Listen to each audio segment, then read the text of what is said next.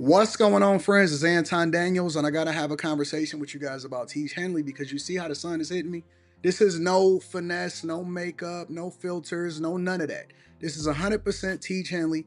I use it in the morning as soon as I get up, right after I pray and brush my teeth, jump in the shower, and I'm hitting the streets because you never get a second chance to make a first impression.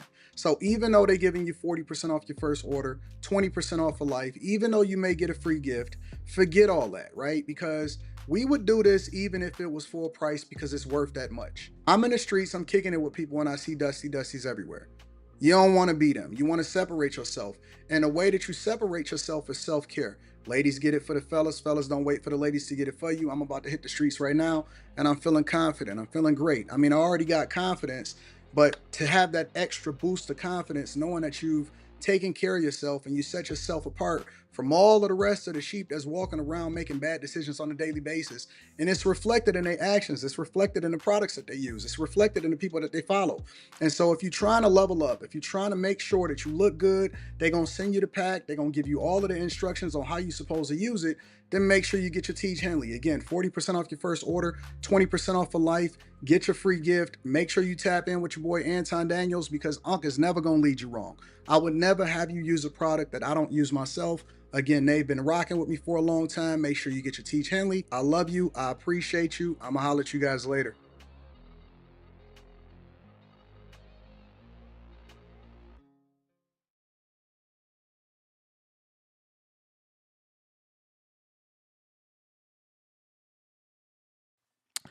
What's going on is Anton from AntonDaniels.com. I appreciate you guys for continuing to rock with me.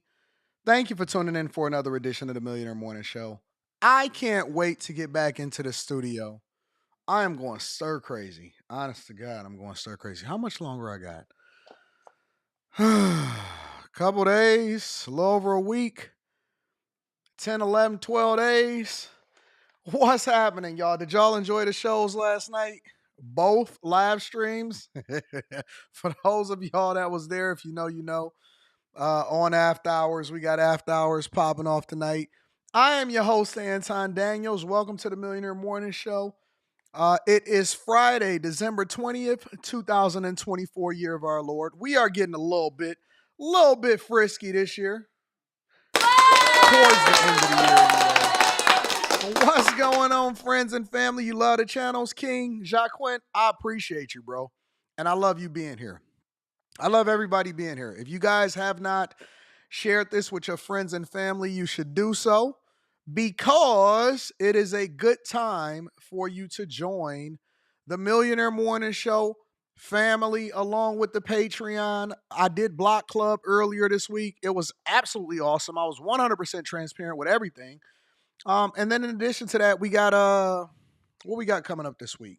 Oh, budget video. I'm gonna give y'all the best budget video, the best budget live stream that y'all have ever experienced in your entire life. Prior to us going into the new year, it's gonna be absolutely awesome. Then we got the content creation one, where I basically break down everything you need to know, updated of what's to come from a content creation perspective in order for you to monetize all platforms. And we got Stock Club coming too on top of that. So it's so much happening, so much popping off. And I am excited to be able to kick it with you guys on a regular basis. Again, if this is your first time here, just hit a like for the algorithm. That's your price of admission. If you've been here more than once, you should really be subscribed because you should be getting the notifications of when we go live. You should be really tuned in and you should be tapped in. Even if you're not a person that participates in the chat because maybe you're on the road, I don't want you typing and chatting while you're on the road. Maybe you're busy with the kids in a daycare. Maybe you in church preparing your lesson for Sunday. Who knows? But as long as you are a part of the family, I love you and I appreciate you. You guys are the most awesome group of people that I've ever experienced in my entire life. All right? Let me go ahead and get started with the show. First and foremost, I want to acknowledge the people that always support the platform, especially on Cash App. ESDC is in the building and my dog, Mike, that dude. Shout out to y'all. I appreciate y'all. I also want to read a couple of the super chats before we get started with the show. King says, Anton, I love the channel. And I love you. I love you. Camille Edwards says, good day, AD. What challenges do you think creators will face as the industry grows? More competition. It's going to get crowded. it's absolutely going to get crowded. And the way that you got to separate yourself is you got to be authentically you, and you can't go along with the crowd. You can't go along with the narrative. You can't do what everybody else does. You have to be uniquely you, whatever that is. If you're on a spectrum, tell people you on a spectrum and embrace being on a spectrum and give that spectrum perspective towards whatever you do. Because a lot of us cover similar topics that's happening in the culture, but you have to put your unique spin on it based off of who you are. And if people don't understand who you are, if people can identify with you, if they don't know why they should listen to you talking about a similar subject that somebody already covered, then you're just going to get lost in the sauce. And I think that a lot of people think that they can just come into the space and then it's automatically going to be great. It's not. It's going to be, you're going to have an endurance race. It's going to be more people that have more visibility than you, such as entertainers, basketball players, athletes, actors, former anchors from different platforms, and they all going to want to get in on this thing. But the good news is that it's going to be the same thing as before. Last year, the year before that, 2019, 18, 17, 16, it's going to be a lot of washing out because most people ain't built for it. Most people can't handle it. Most people don't have the endurance, and most people aren't good at what they do. And so it takes unique people to be able to figure that out. Another thing that people really need to pay attention to, Camille, and that's a phenomenal question. Another thing that people need to really do is they need to figure out where they fit. Sometimes you are not supposed to be the person that's in front of the microphone. Everybody don't need a microphone because everybody not good at being in front of a microphone.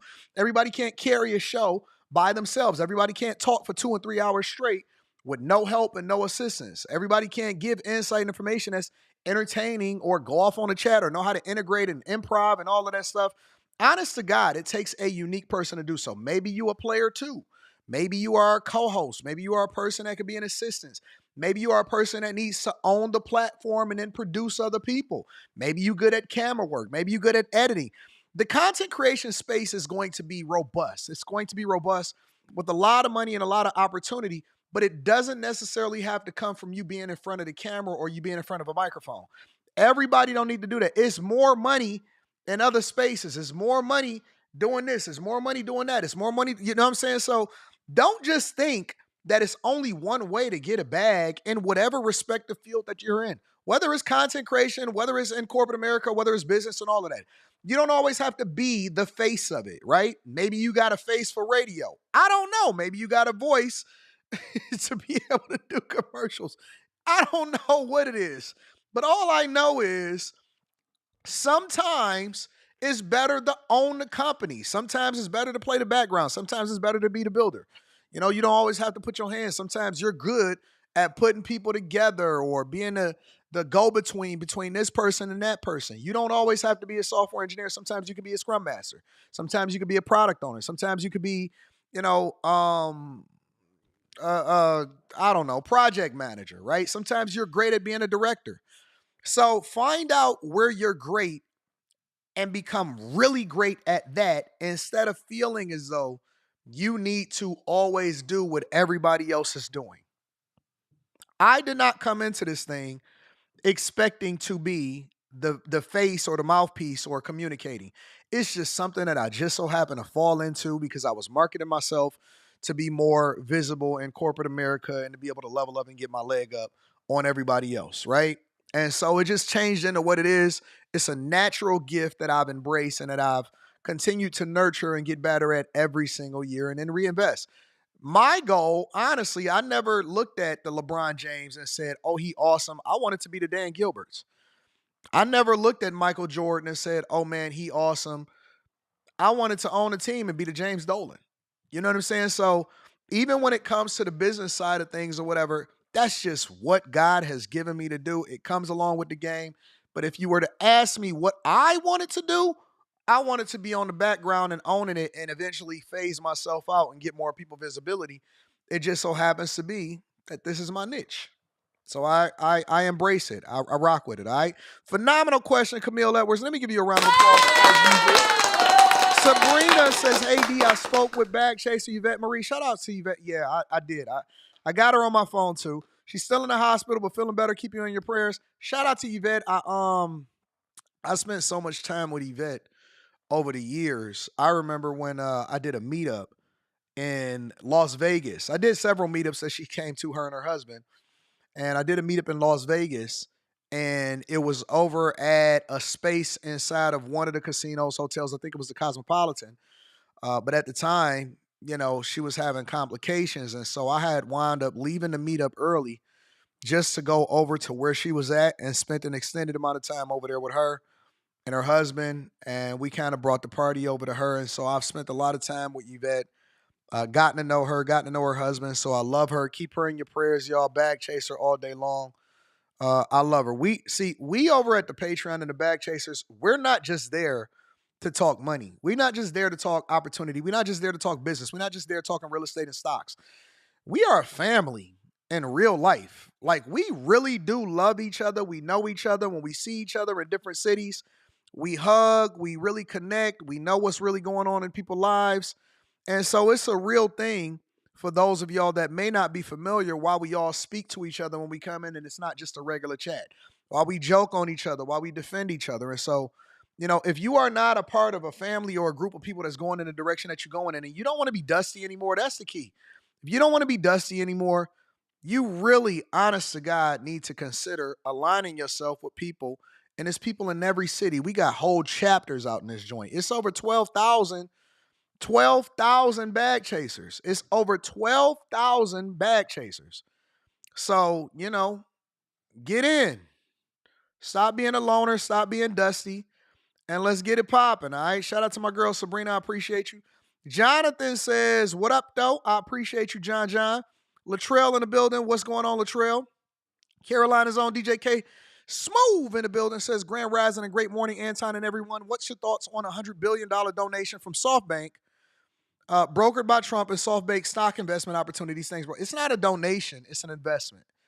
And then Trump kind of strong-armed him and was trying to get him to do $200 billion. I think it's going to be great. I don't look at SoftBank as an investment. I wouldn't invest in them. I think that there's other banking opportunities and other investment firms. We talk about it inside a stock club. Again, I think that people need to stick to what we know. I'm not investing in SoftBank, and so neither would I say that you should. But banking is good, and if you are going to go with banks, then go with traditional banks that can survive, because banks close all the time. But yeah, I like SoftBank. I just personally wouldn't invest in them. P. Shank says, Anton, will you explain at what point government workers won't get paid when the budget isn't approved? Is it immediately or within 2 weeks? We're going to talk about that. We're going to get straight into it on the first subject right after Quick Hits. Shout out to my girl P. Shank and everybody that's holding me down. I appreciate y'all. What else? Any other housekeeping that we need to do? After hours tonight. Same thing as last night. Hopefully, I don't have to shut the stream down a little bit early and then start a new one, because, if you know, you know. But we have a really great time. Any other housekeeping? No, make sure y'all join the Patreon. Also, Tiege Hanley, 40% off your first order plus 20% off for life. What up, everybody? What up, sister? What up, Osriel? What up, everybody? Yeah. Yeah. What up, Yakar? What up, all J Ben, all of my friends and family? Yeah. All right, y'all. I guess we can go ahead and get started with the show. Before we get started with the show, we're going to pray before Quick Hits. That way it doesn't turn into the millionaire distraction show. All right? Before Quick Hits, we don't want to get distracted. All right, let's go ahead and send up a prayer. Lord, we come to you in Jesus' name, asking for your blessings, your love, your grace, your growth, and everything good. Even if it seems bad, if it progresses our life, we embrace it. Even if we don't know it, even if we don't know better, even if it seems like we're going through things and that everything looks bad, we know that everything works together for the good of those that serve God, that serve the Lord. And we embrace the growth, right? We understand that where we going, we may have to go through some things in order to get to it. And our character is going to carry us in places where our talent and our work ethic can't. It's going to sustain us. It's going to allow for us to be greater than we were had we not had you in our lives. And so we embrace your blessings. We embrace your love. And we take the opportunity to give you thanks. We're not even asking for anything other than the opportunity to be able to do your will, understanding that all of the greatness comes along with it. All of the money, all of the success, all of the awesomeness, all of the friendships, all of the networking, everything comes along with embracing what is best for us through you. And so we ask for you to speak to us, through us, and with us in this show and every single day thus forth, including this weekend when we don't do the Millionaire Morning Show. But we absolutely love you. We embrace you. We appreciate you. And again, we ask for everything in Jesus' name. Amen. All right. Y'all ready to get started with the show? Yes, let's get started with the show. All right, y'all, let's get it popping. Shout out to Big J all day. Say, you're. We the bag chasers. Shout out to the chasers again. If you guys are not a part of the Patreon, link is in the description as well as pinned to the top of the chat. Let's get to it. No distractions today. We just gonna get to the money. All right. Real McCoy said, this guy is a pastor too. I'm just a prayer warrior, big dog.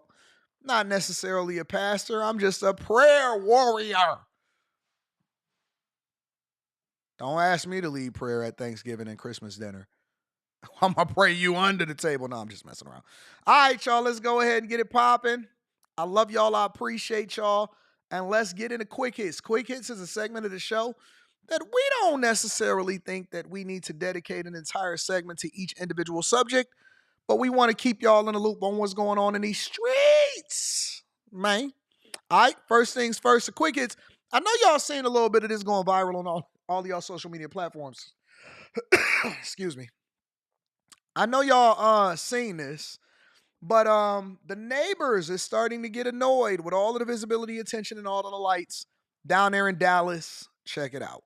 You have to see this. Decorated homes. We know they go viral during the holidays, but have you seen this one right here in Dallas? Yeah, the lights so bright, they almost shine like diamonds. I mean, this display is so dazzling. Okay. It's really lighting up the internet worldwide, attracting massive crowds, as you can see. Our Meredith Yeomans found out, though, that some of the neighbors are not thrilled.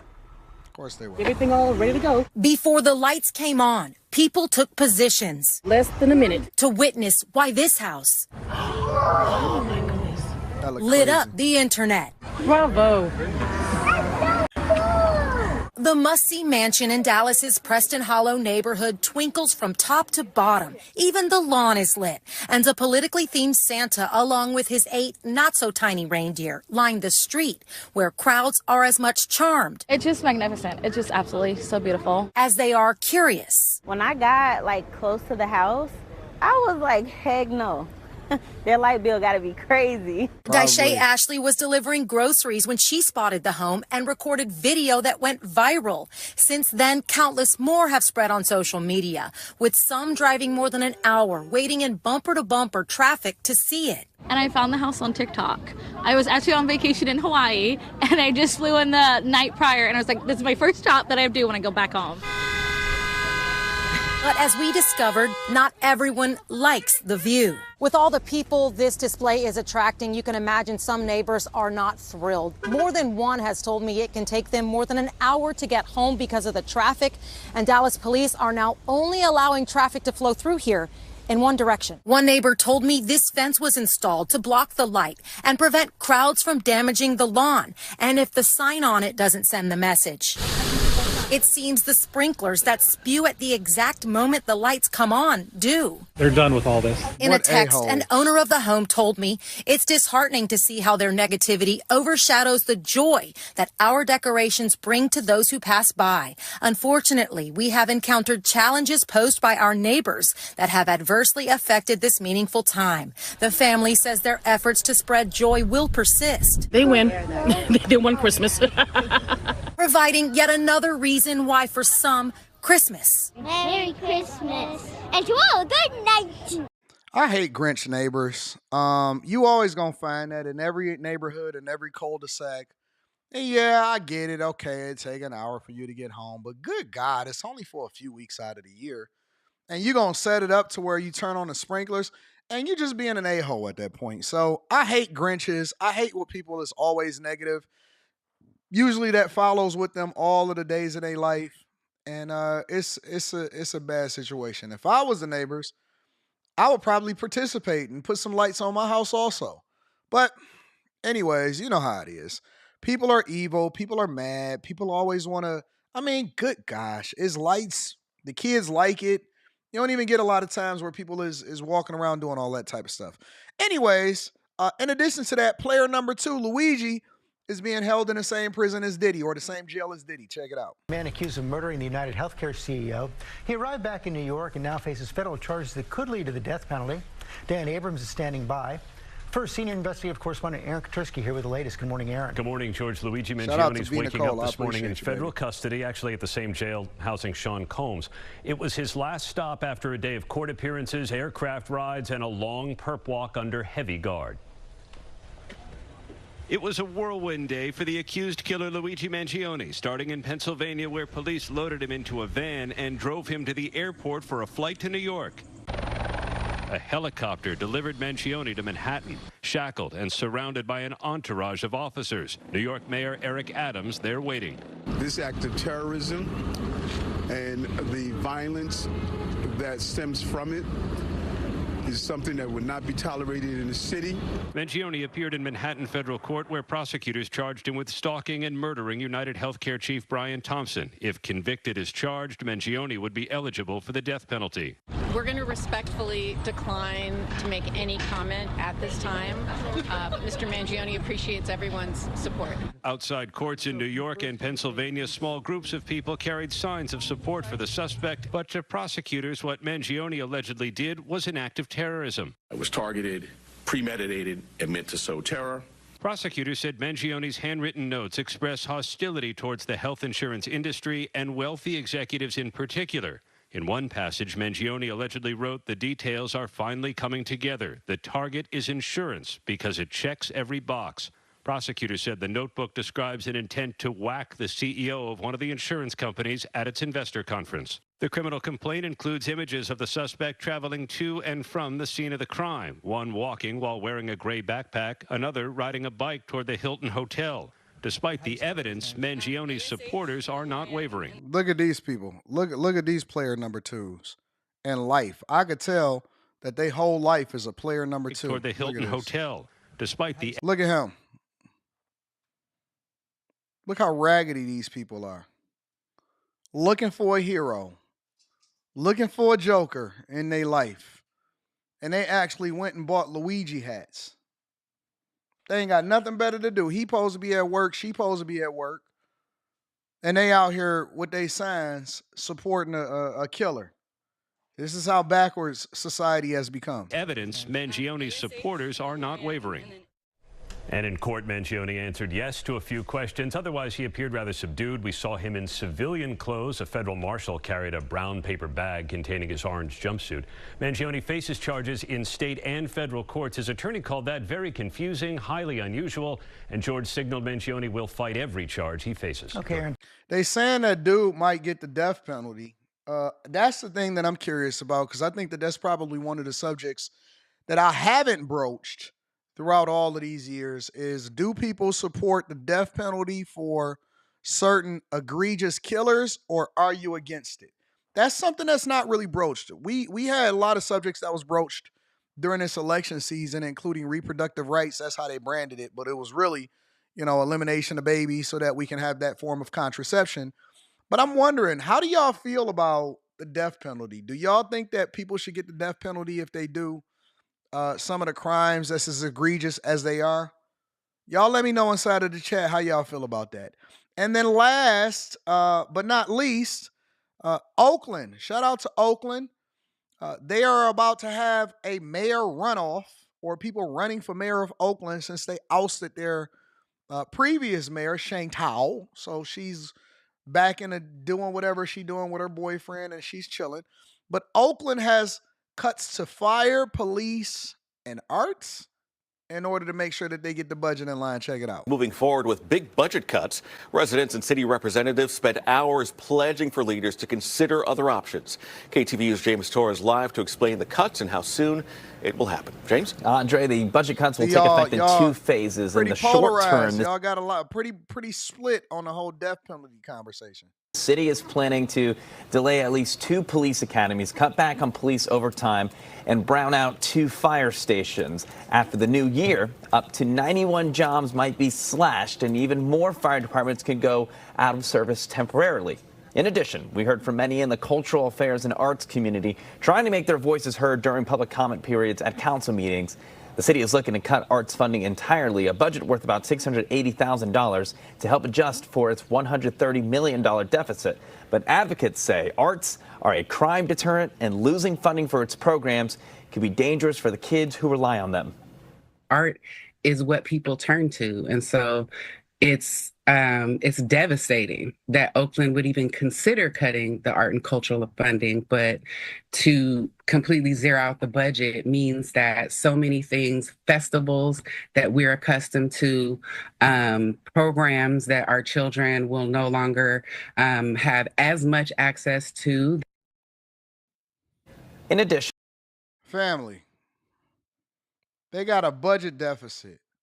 They losing police officers and firefighters to keep people safe.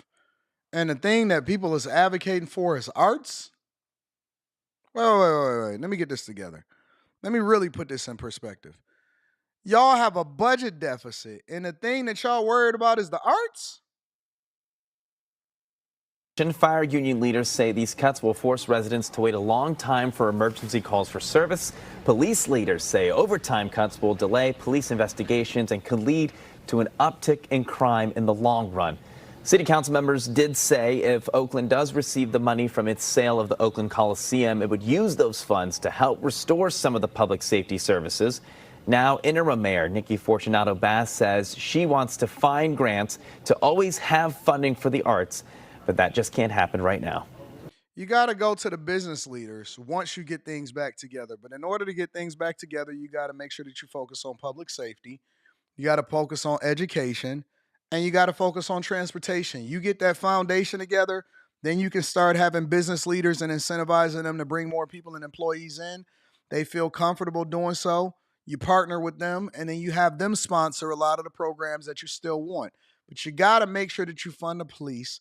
You got to fund public safety. If people don't feel safe, if they're not getting educated, they're not going to raise their families there. And if they don't have the ability to get to and from work, then it's going to be even more difficult. But you got to get a handle on all of that homelessness. I don't know why these city leaders and these legislators can't figure that out. It's 3 main pillars of a great city. Public transportation. That way you make it affordable for people to be able to get to and from work. You got to get education in order. And number 1 is public safety, which was so weird how people had went on that whole defund the police campaign and crusade, because it's like, if you don't do anything, you got to make sure that you got public safety. If people don't feel safe, the whole world fall apart. Ladies and gentlemen, that is your quick hit. So let me read some of these super chats, and then we're going to go ahead and get started with the show. Shout out to my girl, V. Nicole. I love you. Thank you for the super sticker, V. Nicole. Jonathan Highsmith says, bitter mofos.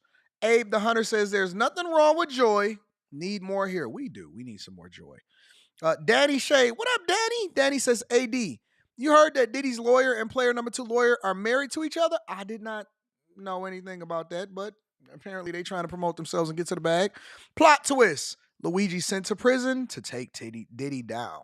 Take Diddy down. I don't think Luigi going to be alive for 20 years. Richard Goodson says, no death penalty. I don't trust the state. Donald has Trump, Kyle Rittenhouse, Daniel Penny got lucky. No, I don't think that they got lucky. I think that they actually went through the legal process and people found them not to be liable. But let's go ahead and get started with the show. Shout out to our Lord. Let me say something. Shout out to you for the super sticker, and I appreciate you. I never ask for the level of support that you guys give. I don't expect it. I appreciate it. I really do. I don't care if it's $1. I don't care what it is. I don't care if it's $1, 10, 20, 30, 40, 50, whatever. The fact that y'all love me and the fact that y'all show support, I have to say that I have to read, and I've been doing this for years now. I read every single super chat, unless we have a little bit of a glitch. I read every single super chat because you guys don't have to, and I don't ask for it. But the fact that y'all support it, I just got to shout it out because it does not go unnoticed. So all of y'all are valuable. I know that there's other content creators that say, you got to send a certain amount in order for us to read it. I don't care about that. I'm always going to take time out to acknowledge the people every single segment, ever, forever.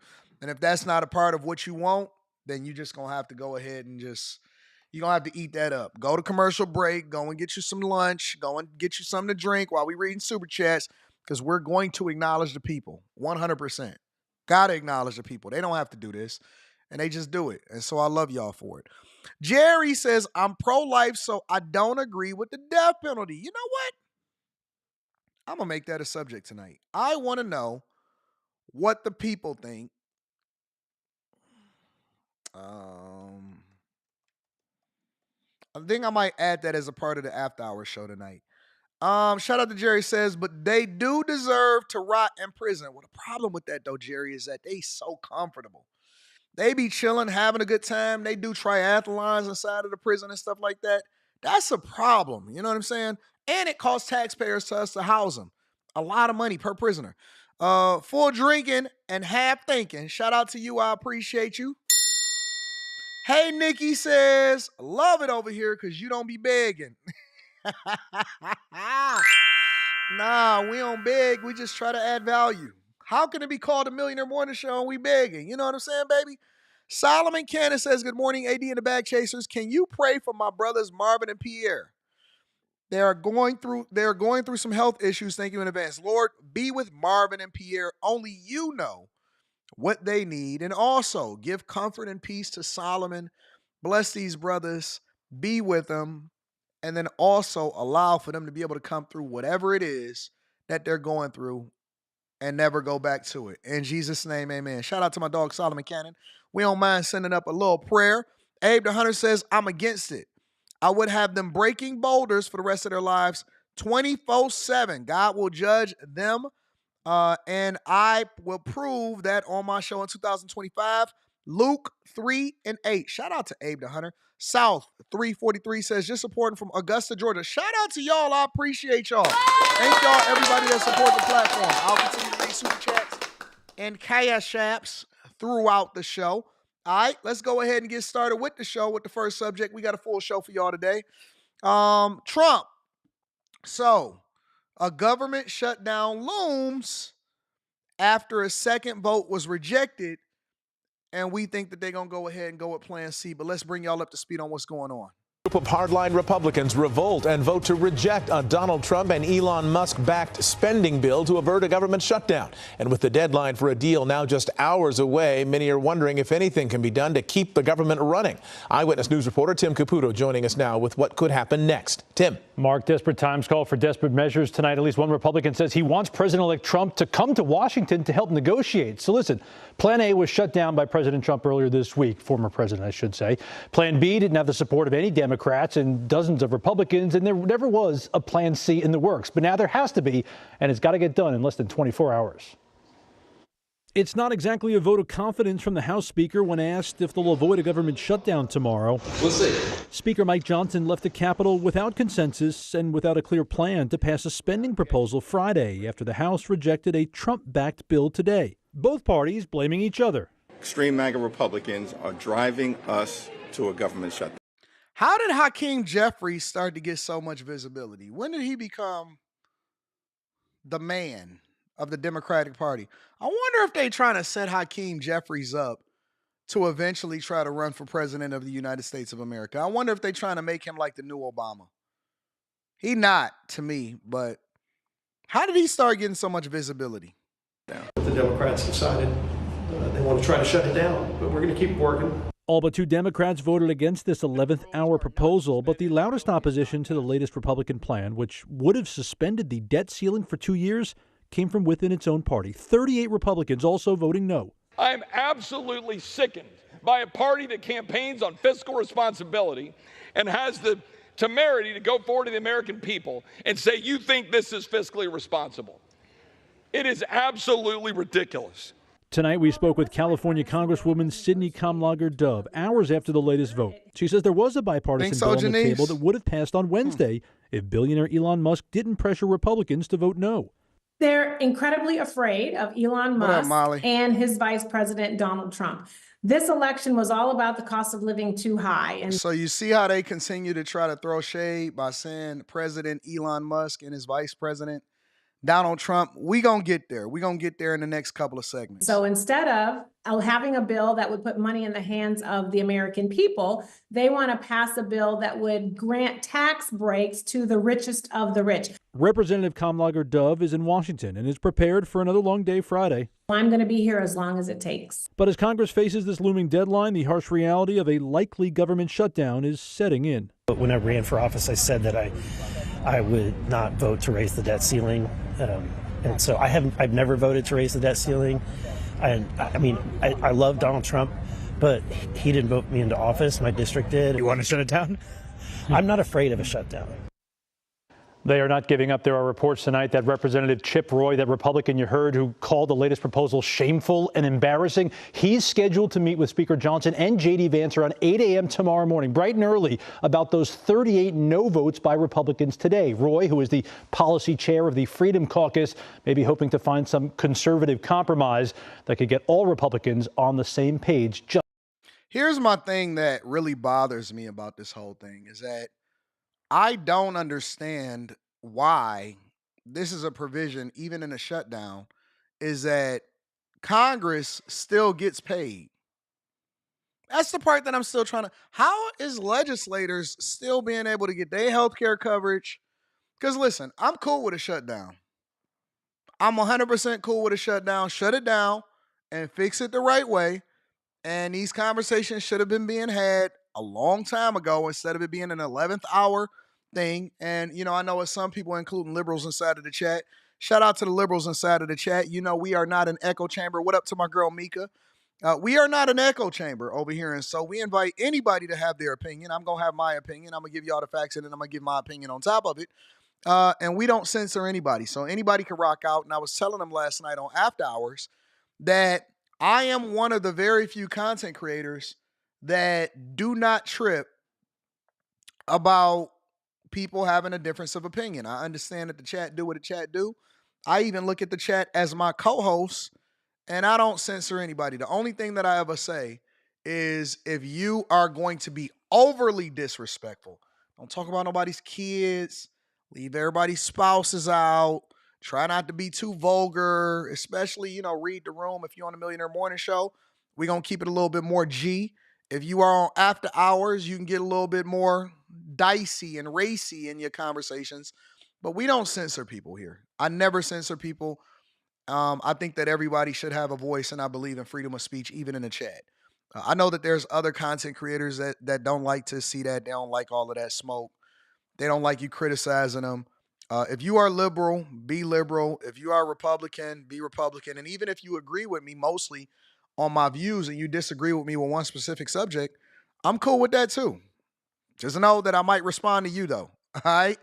But I don't understand how these legislators still get paid. They be going on vacation, still getting paid, and they act like they still working for the people. That is so weird to me. This is J.D. Vance and several other legislators speaking on what's going on with this government shutdown that's basically in its 11th hour right now.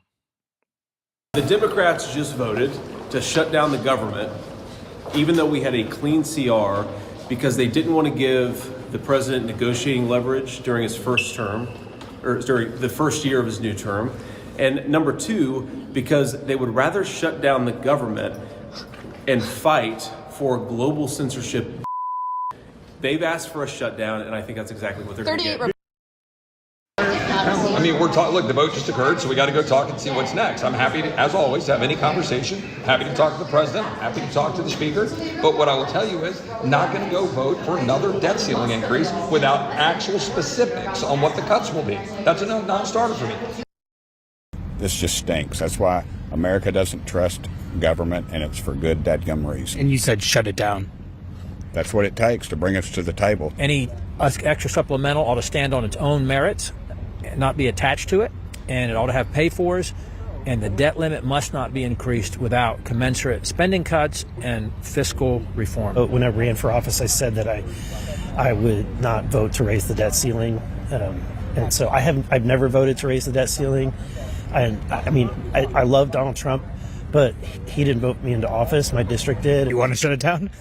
I'm not afraid of a shutdown. All the things that we've been discussing. So, what exactly is in or out hasn't been decided, but, you start with keeping the government open, and we've, tried a few different things today that most of our members went for, but the Democrats decided they want to try to shut it down. But we're going to. Somebody said they can't even tell us what those drones in New Jersey are about. The government is useless. Shut it down forever. It will only make the people less poor anyway. Well, I tapped into some of my sources. Very, very, very high-ranking people and people that have super a lot of clearance. I don't know how true this is, so I'm just going to say allegedly. But what they are telling me what these drones are in New Jersey and all of these places is that it's looking for, if I'm not mistaken, did he say nuclear? Or did he say, I forgot what the word is. I want to be careful with my words here. But basically, those drones are being flown by the government to find inconsistencies in different places because they want to make sure that there's no terrorist attack going on. So it has special capabilities. This is what's being told to me. Don't take my word for it. I'm just going to tell you what's being told to me by several different government sources that says that, and they told me, leave a name out of it and all of that. But basically what it is that I'm being told that these are special drones that are being flown by the federal government to make sure that there is nothing that is being plotted and planned and that there's no inconsistencies in the type of materials that's being tipped off from the federal government, maybe radioactive. I don't know what the word is or whatever that we're looking for, but basically being tipped off from the federal government to make sure that there's no terror attack on the loose. So at night they fly it in order to try to reduce the amount of visibility that comes along with it. They still have to have certain FAA and stuff like that on there, but there's a lot of things that the government is trying to prevent from happening before it happens. And that is one of the reasons, allegedly, that is one of the reasons why they are flying those drones everywhere, because they are getting tipped off about different things that could or couldn't happen. Now, somebody in the chat is saying, well, Anton, why won't they just tell the people that? Because they don't want people to panic, especially in certain areas. And so they are basically going through and doing preventative things to make sure that certain things are not, cannot, and will not happen, because they have to be on top of that. They don't want to cause a panic. They don't want there to be outspread and outrage and for there to be more conspiracy theories and things like that. So they are remaining tight-lipped, and in their eyes, they are doing their job to make sure that there's not a terrorist attack on hand. So that is what I heard. That is what's being communicated to me. And I'm just being transparent with y'all. I don't know how true it is. Do not take my word for it. Don't say Anton told you. But I am telling you that that is what's being communicated, and they don't want to say that to the general public because they do not want that to cause mass hysteria and a panic and an outbreak. And so certain government officials are staying away from certain areas because they know that they're getting tipped off about different things that could or would or possibly could happen. And so they're doing preventative to make sure that there's nothing happening. And then y'all also got to remember that you got an inauguration coming up, okay? They have an inauguration coming up, so they want to make sure that there's not mass panic and mass spread. And then you combine that with the fact that they had the assassination attempts. So it's a lot going on, and they have to be on top of it, and they're trying to be proactively on it to make sure that nothing happens inside the U.S. borders with everything that's going on. So I'm just giving y'all insight on what was told to me from my sources, and I have some really, really, really, really good sources, all right? So shout out to y'all.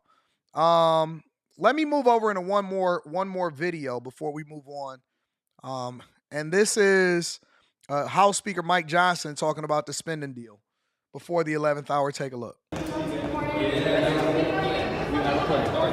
there going to be a different bill on the floor today? Are you going to vote today? Yeah, we're No. Listen, the Air Force guy is not a source. This don't have nothing to do with the Air Force guy, all right? I have some really good sources, so let's just continue.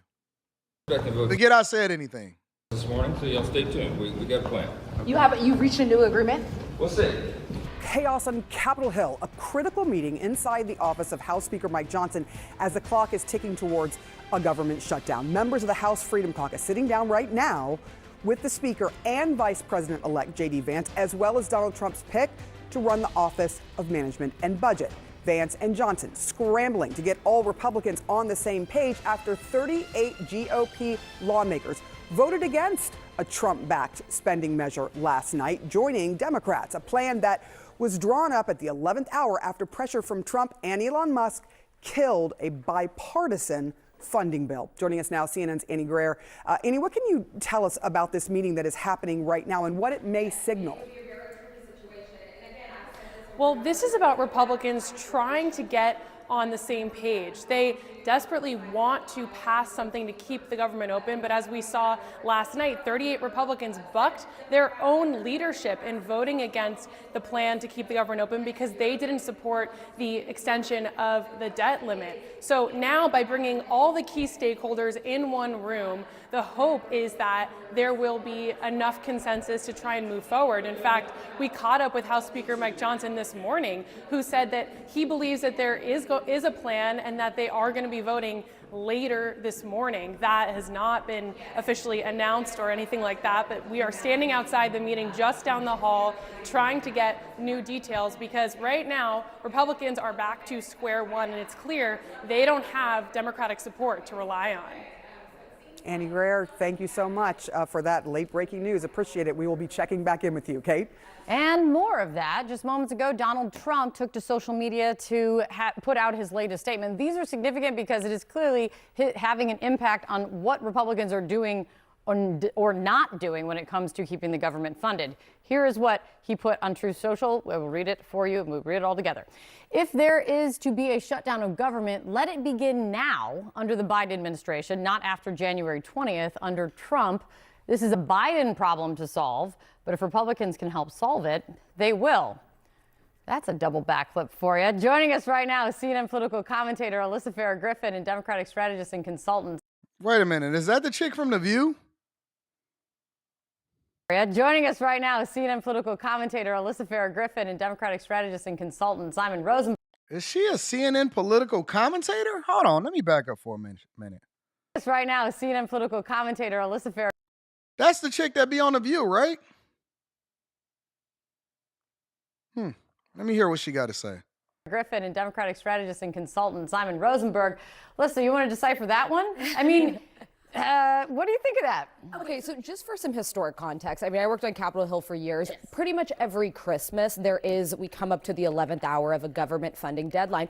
But this one was avoidable. It was extremely avoidable. The last government shutdown, I was in the White House, 2018. It was 34 days, the longest in history. Yeah. So if the government were to shut down tonight or at Saturday evening, this would, and if it went as long, would spill into after Donald Trump was in office. And so one thing I would say to pump the brakes of the idea of some really long-term shutdown would be Donald Trump wants his transition to continue and he wants his inauguration to continue. He doesn't want national parks shut down when he's being sworn in at the Capitol on January 20th.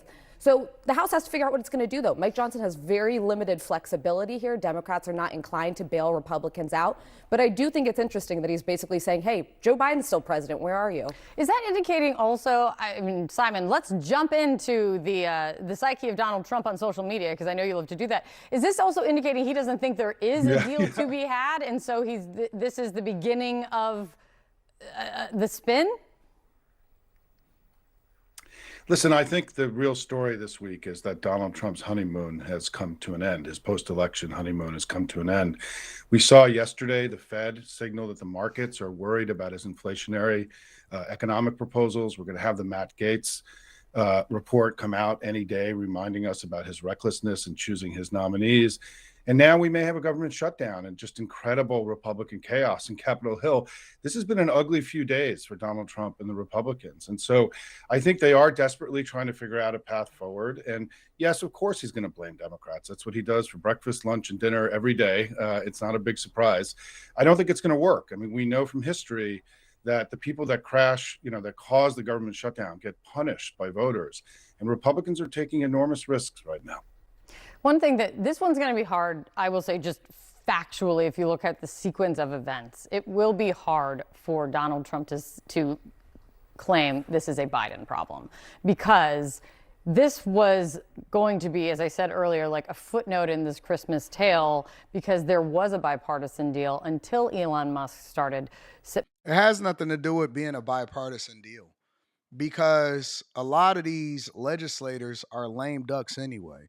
It has more to do with, is it executing on the desires and the wishes of the American people? And Donald Trump does not want to live with a budget over the next year that does not reflect what he ran on. And he wants to do things his way. And he doesn't want a lame duck president playing a role in how he's going to be running the federal government. He's going to trust his sources. He's going to trust the people that's closest to him. He's going to trust his business advisors. He's going to trust the people that helped him get back into the White House in the first place. Yes, I do think that the government is going to shut down. I do not think that they're going to avoid a government shutdown. And I'm okay with that. Shut the government down. Shut it down. But we're going to get more to this woman shortly. I didn't know that she was a political commentator for CNN, but we're going to get more to that anyway. I think that they should just shut the government down and get it popping. If they can't put a temporary spending bill over the next few months that's very streamlined and does not have all of the government bloatware in it, then I think that they should shut the government down and fix it the right way. Just do it the right way. If you're going to do a shutdown, then do it right now. I'm not an advocate for a shutdown, but I think that they need to go ahead and just take care of business instead of trying to ram things through that the American people don't want. Kimmy Joe says, DP, the death penalty should only be for those who harm children. I disagree. If you're going to implement it, then I could think of 1,000 different situations where it could be for more than people that just harm children.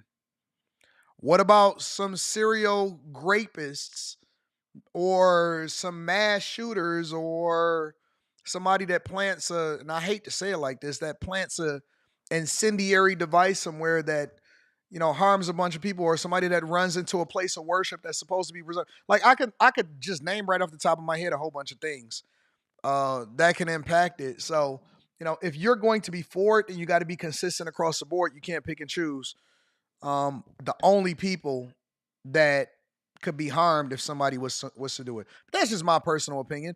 Doug Dub, shout out to Doug Dub, says, our justice system needs some work, so it's hard to support the DP.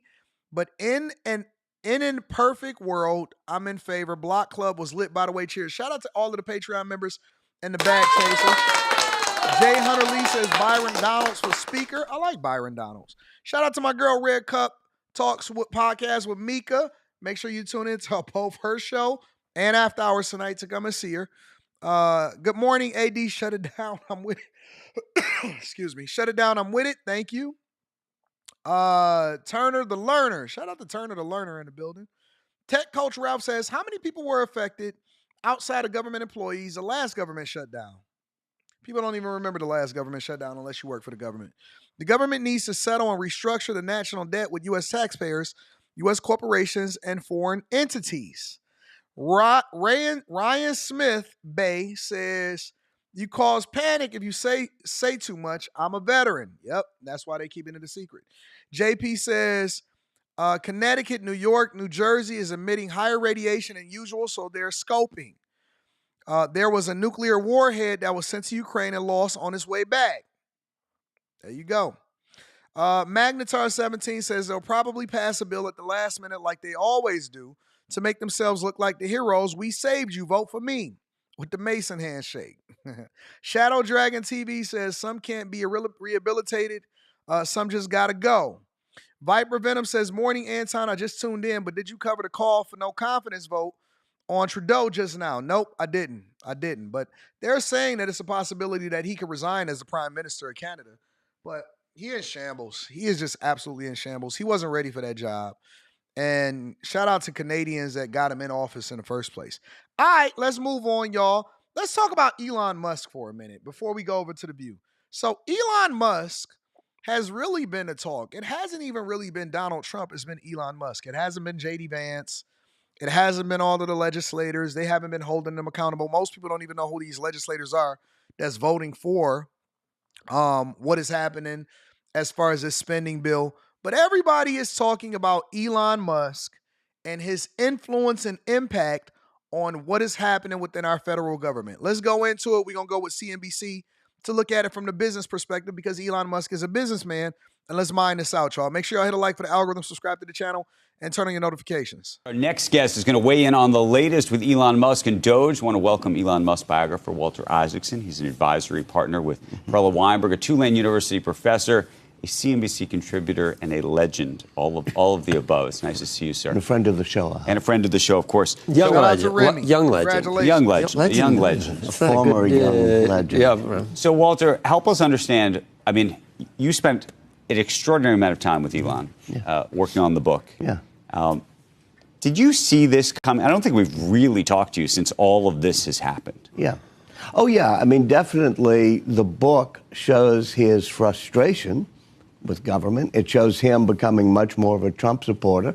It has chapters called The Rabbit Hole, where he really gets into this information ecosystem that he helped create.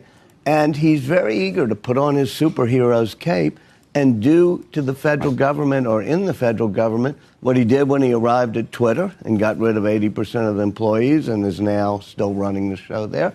And I think he do what he did at SpaceX. So what do you think is possible? Because part of the big question is what can be done with executive orders and what can be done with Congress. By the way, he may very well be influential within Congress, given that the Congress is a Republican. Both Congress I think and he the will Senate. have Democratic support in Congress for some of what he does, and I think a lot more is possible than some people have been So when you say a saying. lot, put it on the table. I mean, do you think... I think, take the Defense Department. The big for numbers example. are Defense Department. Do you think he can actually... I think he can and will, or they can and will, actually go into the Defense Department and look at things like the F-35 fighter. Is that even something you need in this day and age?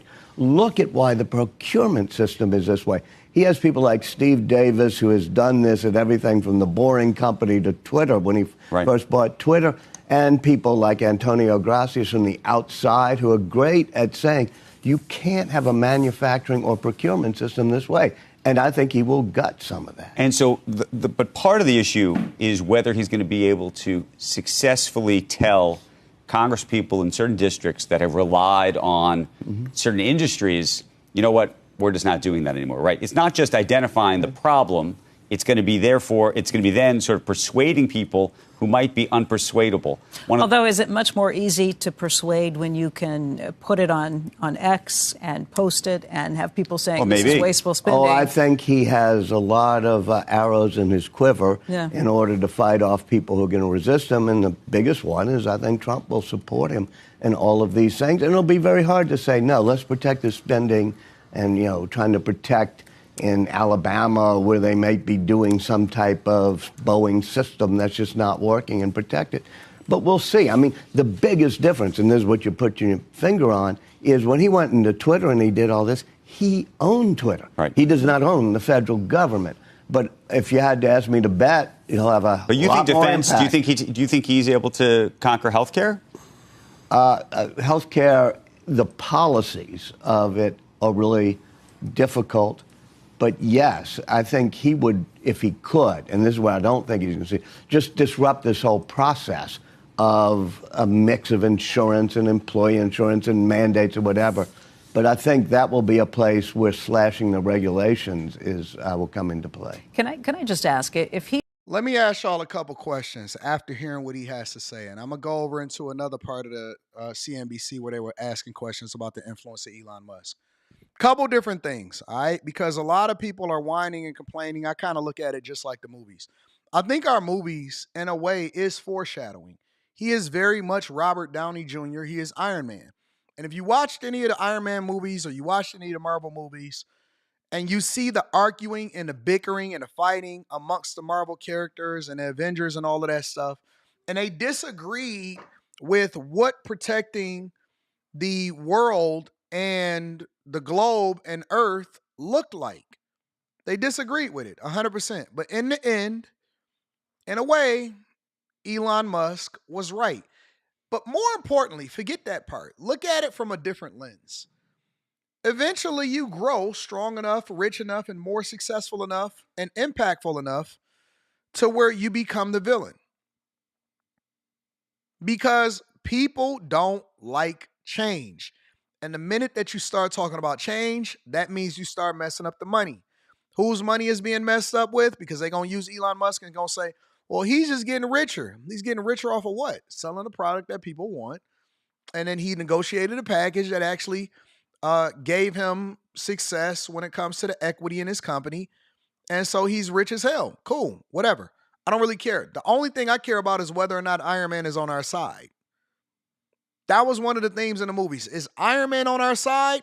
Because if you looked at the federal government, if you looked at any of those movies, if you looked at Iron Man 2, what was the major theme of Iron Man 2? It was that it was defense contractors that was ultimately trying to continue to keep their cash cow with the federal government. And so what they did was they villainized Iron Man, but Iron Man was saying, listen, man, we got world peace. We fixing the federal government. And so what they did was they incentivized another villain to ultimately try to create an environment where they would still have their cash cow in the federal government and funding, right? And so I see this federal government the same way. The thing that they're not going to distract us from,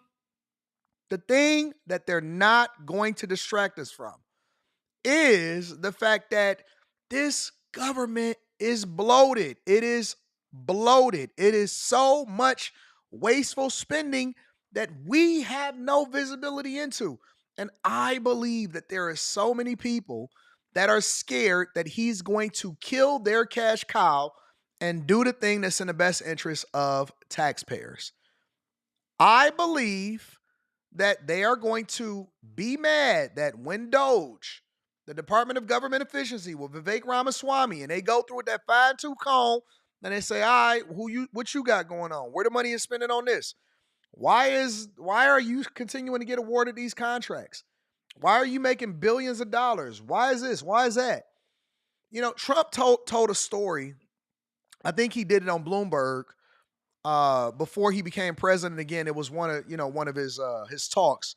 And he said, listen, this is how I negotiated the plane for the United States of America, Air Force One, the new one that was being built.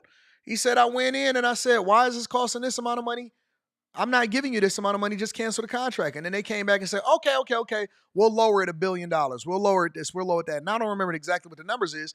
And he was like, so you telling me all I had to do was say that I didn't want it anymore, and they took all of the bloat off of that because they just automatically agreed to whatever the number is that they was given, and they didn't go through it with a fine-tooth comb to figure out if they were overpaying, if it was a good deal, if it made sense, or any of that stuff.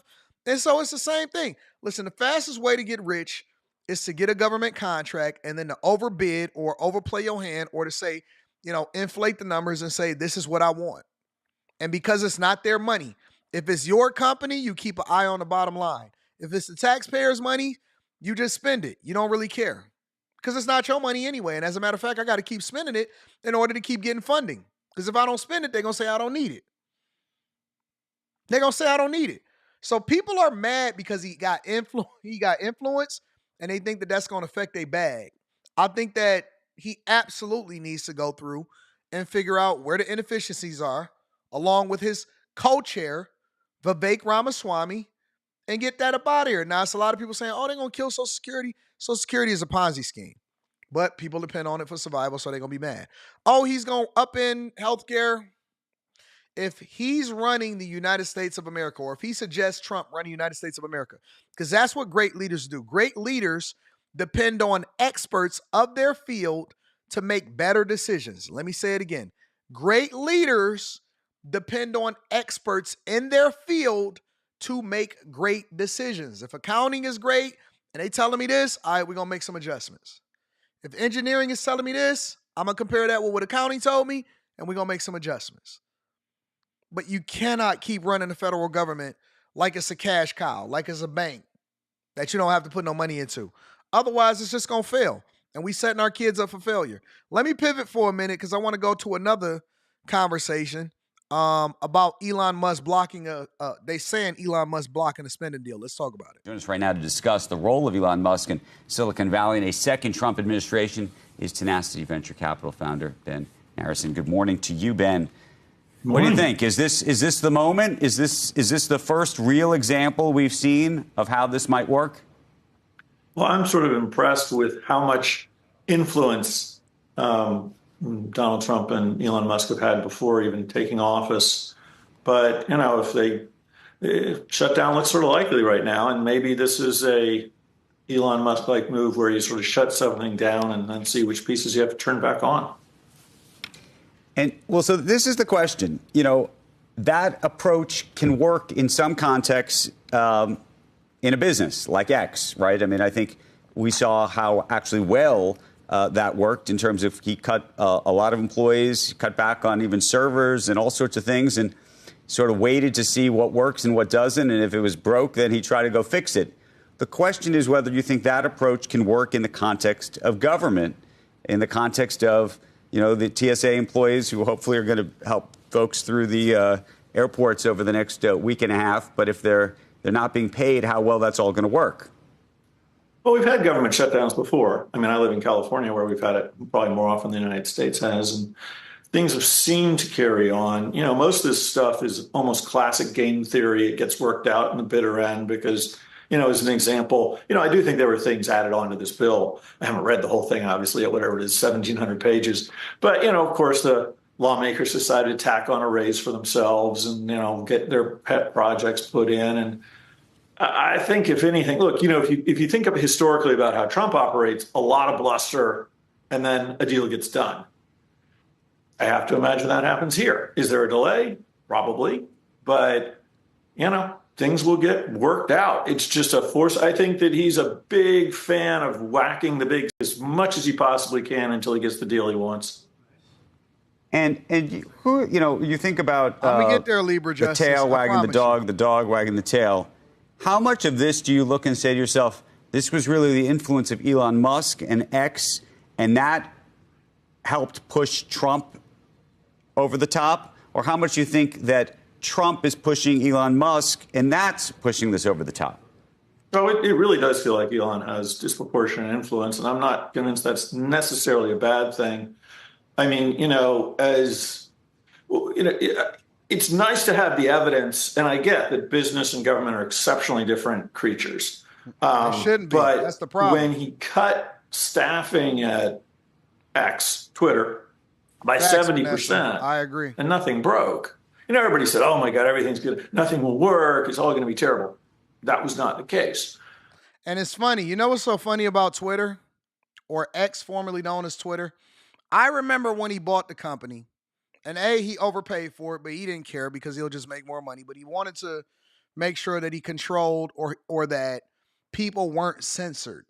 And it set a new standard. And as a matter of fact, I see more people than ever before actually using X, formerly known as Twitter, as a source. I see more people going over to the platform than ever before. But I remember when he bought it and he gutted it, right? He walked in with a kitchen sink. And everybody was like, oh my God, it's not going to work. Everything is going to shut down. It's going to be a shell of itself. I can't believe it. The first thing that they did was they fired all of the masseuses. Did you know up to that point that Twitter had never been profitable since its inception? Up to that point, Twitter had never been profitable up to that point. They had never even broken even, not 1 year in there since they had came and went public. Not one time. He got rid of 90%, 80 to 90% of the people that was in there just taking their time and twiddling their thumbs. And I remember going online and seeing people that got fired. Eventually, they was like, you know what? We was just in there chilling anyway. We didn't know. Management didn't know what was going on. We was just making money just to be making money. And we was just quiet quitting. We was just chilling. They weren't doing anything. And so he started to run it more like a company instead of a censorship platform that was preventing conservatives And people, whoever it is that they didn't like, and then I remember he released all of the files that showed that they were censoring certain people, and he brought everybody back, and then he made it open for anybody to say what they wanted to say when they wanted to say it, and everybody got mad at it. But guess what? It is a powerhouse today. He is a genius, and if we had our federal government that operated the same way, SpaceX, now they landing rockets backward, and they got super innovation, and they got less layers of management, and a bunch of people stealing a bunch of money out of it. So people are always going to complain as though they know how a company runs. But he is really great with looking at things from a business perspective. And we need to look at the government from a business perspective. It is not a handout. This is real people's money that y'all paying into. I think that was quite informative. And I think when Trump looks at what Elon's been able to achieve, he thinks, hey, can we apply some of this to government? And I do think, like last time you had me on, we talked about sort of Trump versus Kamala and how that could play out. And what I said I was super excited about is if this came to pass, watching what Doge is able to do. We haven't seen an attack on government overspending and massive regulatory overreach since Reaganomics. And if you look back to Reagan, and many of the policies are exactly the same that are being proposed, I mean, that was a tremendous boost to GDP. Obviously, taxes came down, unemployment went down, inflation went down. We did grow the deficit tremendously, but he was fighting a Cold War, and we're not in that same situation. So, I think, there'll be some pain along the way, but I think net we'll end up a better and stronger country with a more functional government that's thinner and hopefully more able to serve the purpose it was intended for. That's one of the things that we've always asked for is smaller government. Very few people actually execute on that. We don't see any smaller government, no smaller spending, but we see people whining all day, every day. Let me read some of the super chats and then we'll go over and get to the view because I want to get their perspective on it. I always like to get every perspective. Drew says shutdowns are not advantageous. Remember that the FAA, the U.S. Post Office, federal law enforcement, and food safety falls under the feds. They'll be fine. We've been running at a deficit. We've been getting our butts kicked for all of this time for 4 years straight. We'll be fine with a few days. Abe the Hunter says, question, wasn't he born in South Africa? A thought.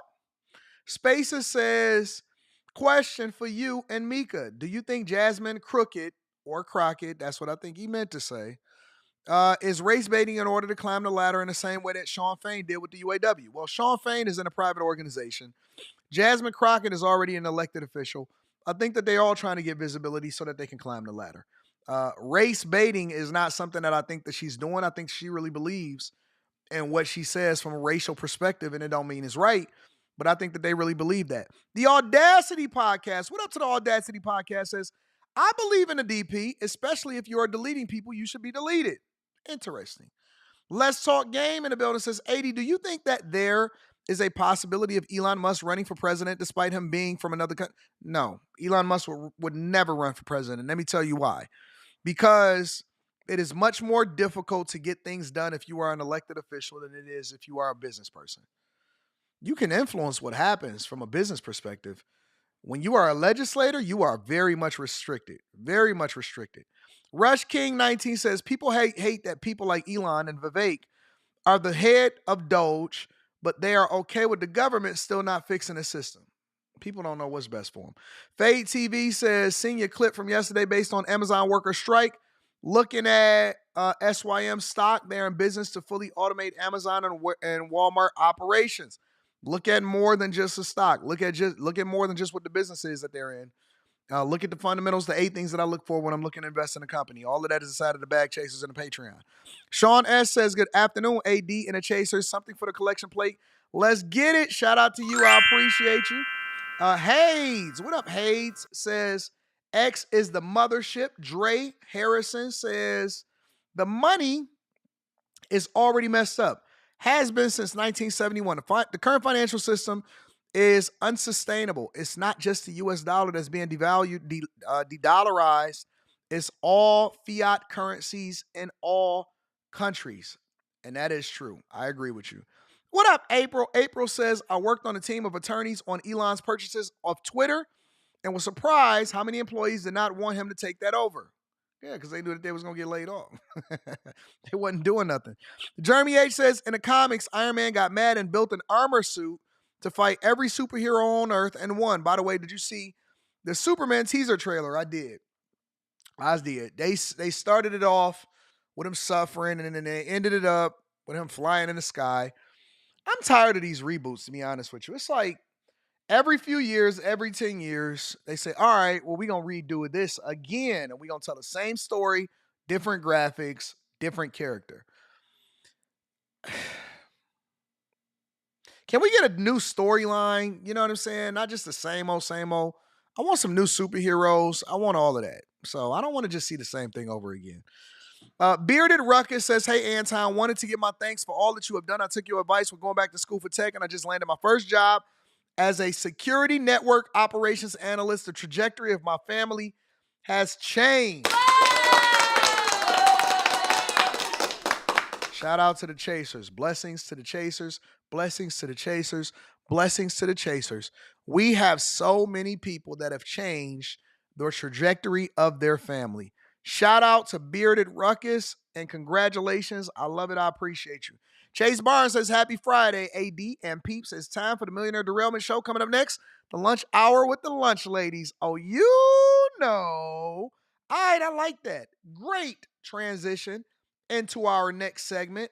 And let's talk about the lunch ladies. So I am a fan. I am absolutely a fan. 100%. I think that the lunch ladies is one of the best things that's ever happened to television. One of the best things and the worst things that's ever happened to television. One of the worst things because it's a very, very, very bad show. Very bad with very bad takes from a lot of people that is aged out and don't know what the heck they talking about. But every day, and I didn't know this, every day, they talk about politics as though they know what they talking about. Really, they just complain. They don't talk about it, they just complain. It's the best show because we get to react how bad of a show it is. And that's what makes it awesome. You know, it's like a tale between two worlds. It's a good show and it's a bad show at the same time, which makes it a phenomenal thing to review because we get to see them crash out every single day. Somehow, some way, somebody said, let's put this video of all of these hags on TV and let them talk in chaos and think that they know what they're talking about. But we here now. And we want to get their perspective on Elon Musk and Trump and what they are doing with the federal government, especially with the spending bill. I think that you guys are going to enjoy this. Make sure y'all hit a like for the algorithm, subscribe to the channel, turn on your notifications, and also tap into the Patreon. Link is in the description. Let's rock. As D.C. barrels towards yet another government shutdown, a bipartisan bill to keep the lights on was scrapped. And it has a lot of folks asking, who is in charge? Because I've been saying it for a while. Yes, you have. I've been saying that I think Elon Musk believes he's president. I do. Well, you've been calling him vice president. I've called him vice president. I called him president because I don't know what JD is doing. I hardly ever. I don't remember the last time we even talked about JD. You're right. He's planning the presidency when they get rid of Trump. So you think it's Musk Vance? Possible. Hey, you know who? Stay away from the stairways. Because, people put the leg out to trip you going down the stairs. Watch out. But it kind of seems like maybe he is the president because he got a promotion of some sort that none of us knew about.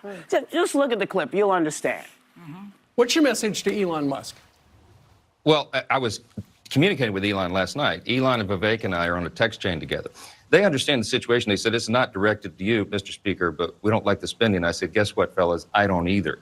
It's pretty clear that they were about to pass the bill, and Musk intervened, and Trump followed him, and now we're headed into this crisis period. Eventually, they're going to have to get together and decide who the president is. So, I mean, why? What's going on? Anybody? So, before we even get to that, somebody took the words right out of my mouth, and I had a conversation about this yesterday. And let me give you a little bit of credit. Hold on, let me highlight you, because the chat is my co-host. The chat is my co-host. Deborah McGee What's going on, Deborah? Deborah asked the question, and I think that this uniquely sums up what's going on in the United States of America, as well as what's happening with the lunch ladies right here. The real question should not be, how is Elon Musk influencing the decisions that Trump is making, or Vivek Ramaswamy or JD Vance or any of this stuff? The real question is, where the hell is Biden and Kamala Harris? Why are we even having this conversation? Why is Trump, the president-elect, really the acting president, and is getting SoftBank to make a $100 billion investment, and getting Canada to get their stuff together, and going over to the EU and telling them, if you want to shore up this trade deficit, you need to buy American products and buy American energy? Why is Trump the one that is negotiating with Putin and Ukraine? Why is he the one that's sitting here having a conversation with Mexico and saying, listen, we got a $200 to $300 billion trade deficit. Y'all need to shore up our borders. Why is he the one that's having conversations with Chicago, and then Tom Homan is having conversations with New York to let them know that, hey, y'all need to get this together as far as these illegal migrants causing harm to the people inside of y'all cities, because if y'all don't, then it's going to be a problem. Where is Biden and Kamala Harris, and why is nobody asking a question except for me and Deborah McGee right here? They are still in office, right? Because I know Kamala Harris is on tour right now. She just got back off a vacation from Hawaii. She over there telling donors to make sure that they continue to support her in the Democratic Party for her potential run for California governor and or run for president of the United States of America. Why? Who's running this government? Why are we not asking that question? Why don't they ever, and I mean ever, because Kamala Harris is basically doing what Kamala Harris has been doing, and that's basically non-existing and disappearing when it comes to meaningful things in running our government, but yet she wanted to become and get a promotion to continue to do her job that she hasn't even been doing. What are they doing? What are they doing? You know, there's three legislative branches that participates in this spending bill, right? Y'all know that, right? They just chilling. We got a vacancy inside of the White House. Nobody showed up. Knock, knock, who's there? Biden asleep, taking a vacation. He's over at Camp David. Kamala's still in Hawaii. They still giving speeches like they on the campaign trail, telling people to donate so that they can cover that $20 million hole that they spent. How come nobody is asking that question? Why are they sitting here having a conversation, but we ain't even did the inauguration? Y'all know the inauguration ain't until January 20th, right? Don't worry about it. We'll get there. Take it from anybody. What do y'all think is going on? Well, it's a long-standing D.C. tradition, if we want to call it that the Congress decides until the 11th hour right before Christmas to fund the government. Why? And it's ridiculous. They think jet fumes and getting home for the holidays makes people more likely to compromise.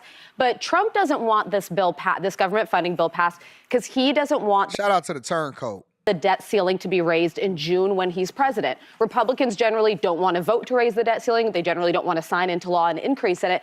So Trump's actually aligned with Elon on this. Here's what I'm fascinated by.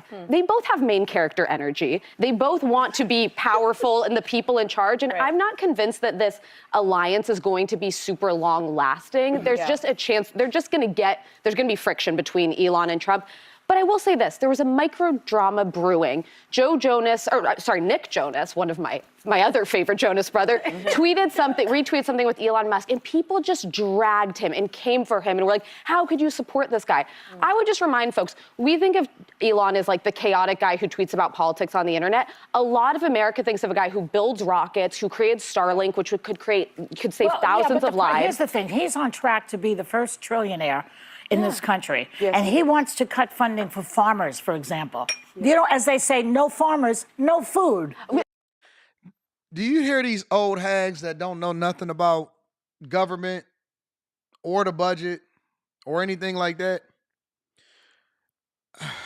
God. Why? Why are they still here? Why are they still here? Why are they still having these conversations? Does Elon Musk want to cut funding for farmers? Does he want to cut funding for hurricane victims? Is that what it is? Or is that what Hakeem Jeffries is promoting? No. But what he doesn't want is for Congress to give themselves raises.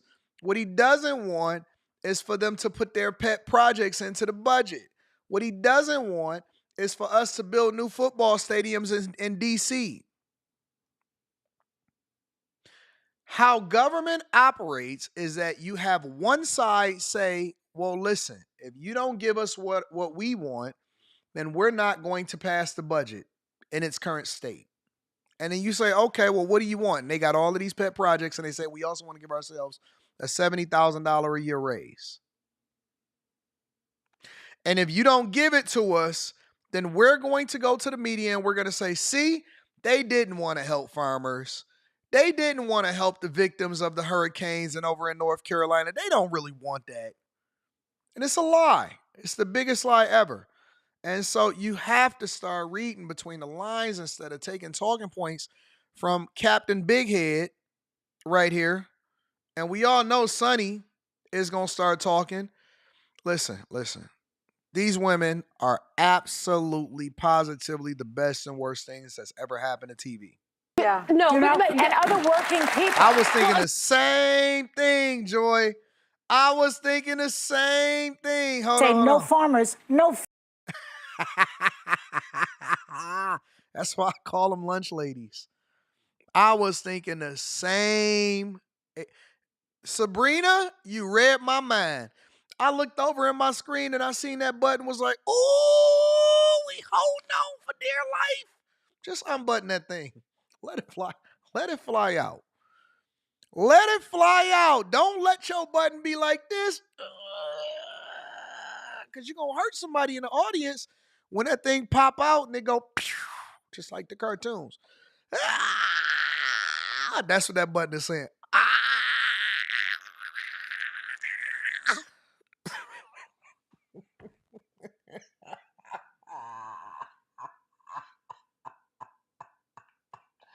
Oh, I was thinking the same thing.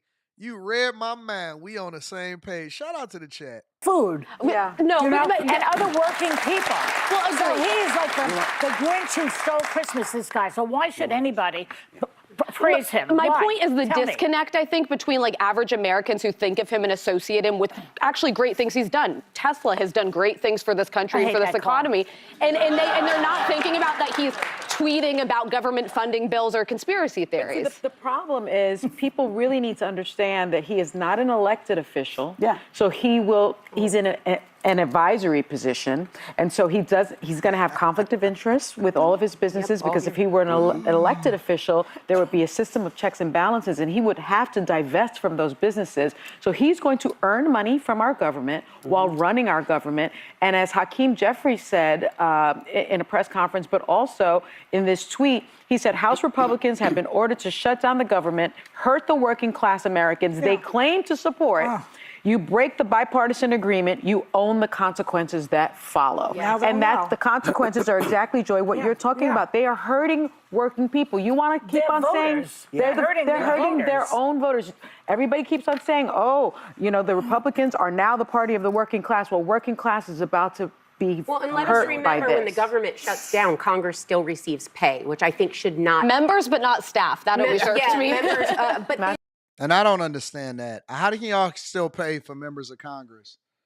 And they receive pay, but everybody else no, everybody should be shut down. Everybody should be shut down. also in the spending bill asked for a raise. And normally I'm all for people having living wages, but they make $175,000, which is more than 90% of this country. If they cannot figure out how to do the one job they have, which is not bend the knee to their party, but serve the people, they don't deserve a raise, and they should not get one. Talk about this, because this is crazy. Who is screaming inside of the audience? Well, what we just handed this card, there's a lot of conflicts of interest with Elon Musk. Tesla received $41.9 million in federal contracts, about $4.9 billion in government subsidies. Yes, they did.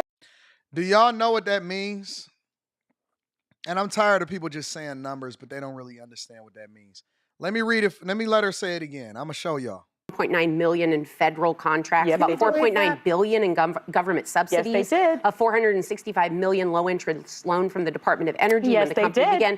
And these are all the things he wants to cut. Yes. That's the piss off. Yes. He wants to cut, he wants to keep other people from getting these same subsidies. I don't know.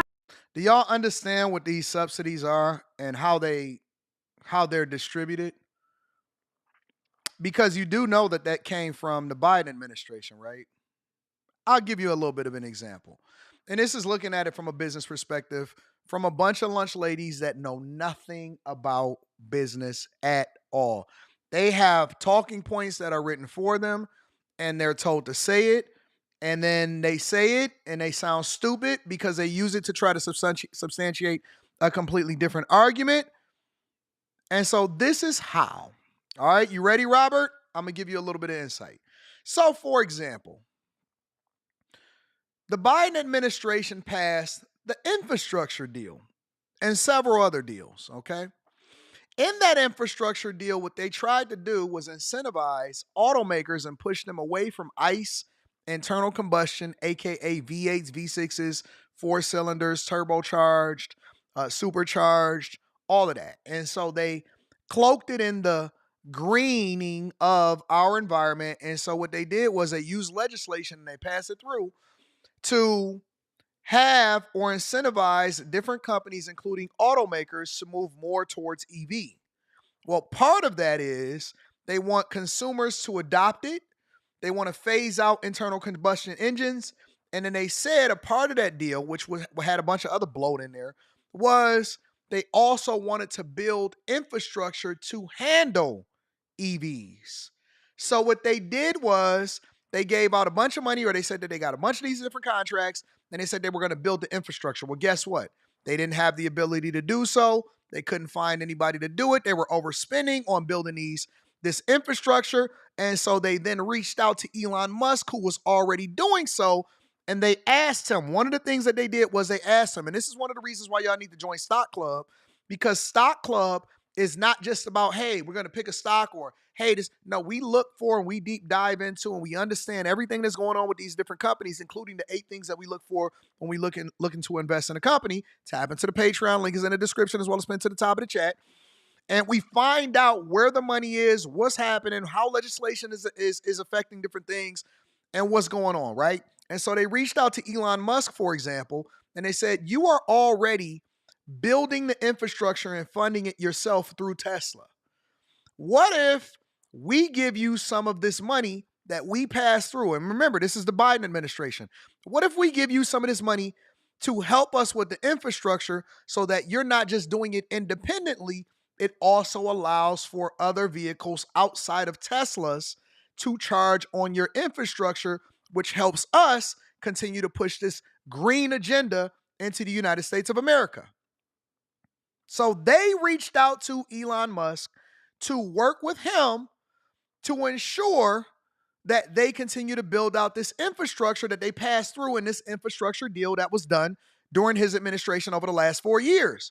So when you see them say this, it wasn't because Elon Musk was chasing it. It's because the Biden administration didn't have the ability to deliver on the things that they promised the American people, and they pushed this through. This is why I read the legislation. This is why I read these bills. This is why I read the documents. And then I use that in order to substantiate my argument and started a Patreon to help people to understand what they should and shouldn't invest in. Another thing that they did, for example, the federal government, they wanted to continue to push this green agenda. And so what they did was they incentivized people to buy EV vehicles. And then they also had credits that went to automakers that were building EV vehicles. And they said, well, we'll give you a tax rebate of X amount of dollars, $3,500, $7,500, depending on whatever it is that's going on. And that went out to all automakers, General Motors, Toyota, Honda, Hyundai, Tesla, Ford, every single automaker, Mercedes, Porsche, Volkswagen. And so what they did was they were trying to incentivize pushing EVs into the United States of America because other countries were already massively adopting it. Trump is saying we need choice. So people should be able to buy whatever vehicle they want, whether it's an EV or an internal combustion engine vehicle. And so this is why, for example, you see Dodge and Stellantis phasing out the Challenger with the V8, supercharged V8 in it, or the Scat Pack, and they started to go to electric instead of having choice. So they gave credits for people to then adopt these EVs, and they gave them in the form of tax credits, $7,500 if you buy it, you can get it off the price of the car, whatever, so on and so forth. And so that then feeds into the subsidy. That then feeds into the amount of money that the government gives to these automakers that automatically sell them to the consumers, which include leasing or buying a vehicle. It goes back to the manufacturer a lot of times, and so they then include that in their earnings report, or they sell credits to other automakers that's not selling EVs for them to meet the standards inside of certain states in the United States of America. So when you see them say this stuff, they're just talking, and it would lead you to believe that, oh, the government is just giving them money. No, the government is benefiting off of their ingenuity and their ability to meet a consumer demand and taking advantage of the bills that they passing through that didn't even have anything to do with Trump in the first place. So when you see them say that, when you see them have a conversation and say, Tesla got this money, that's not true. It's not just that simple. The context matters. How much did all of the other automakers get?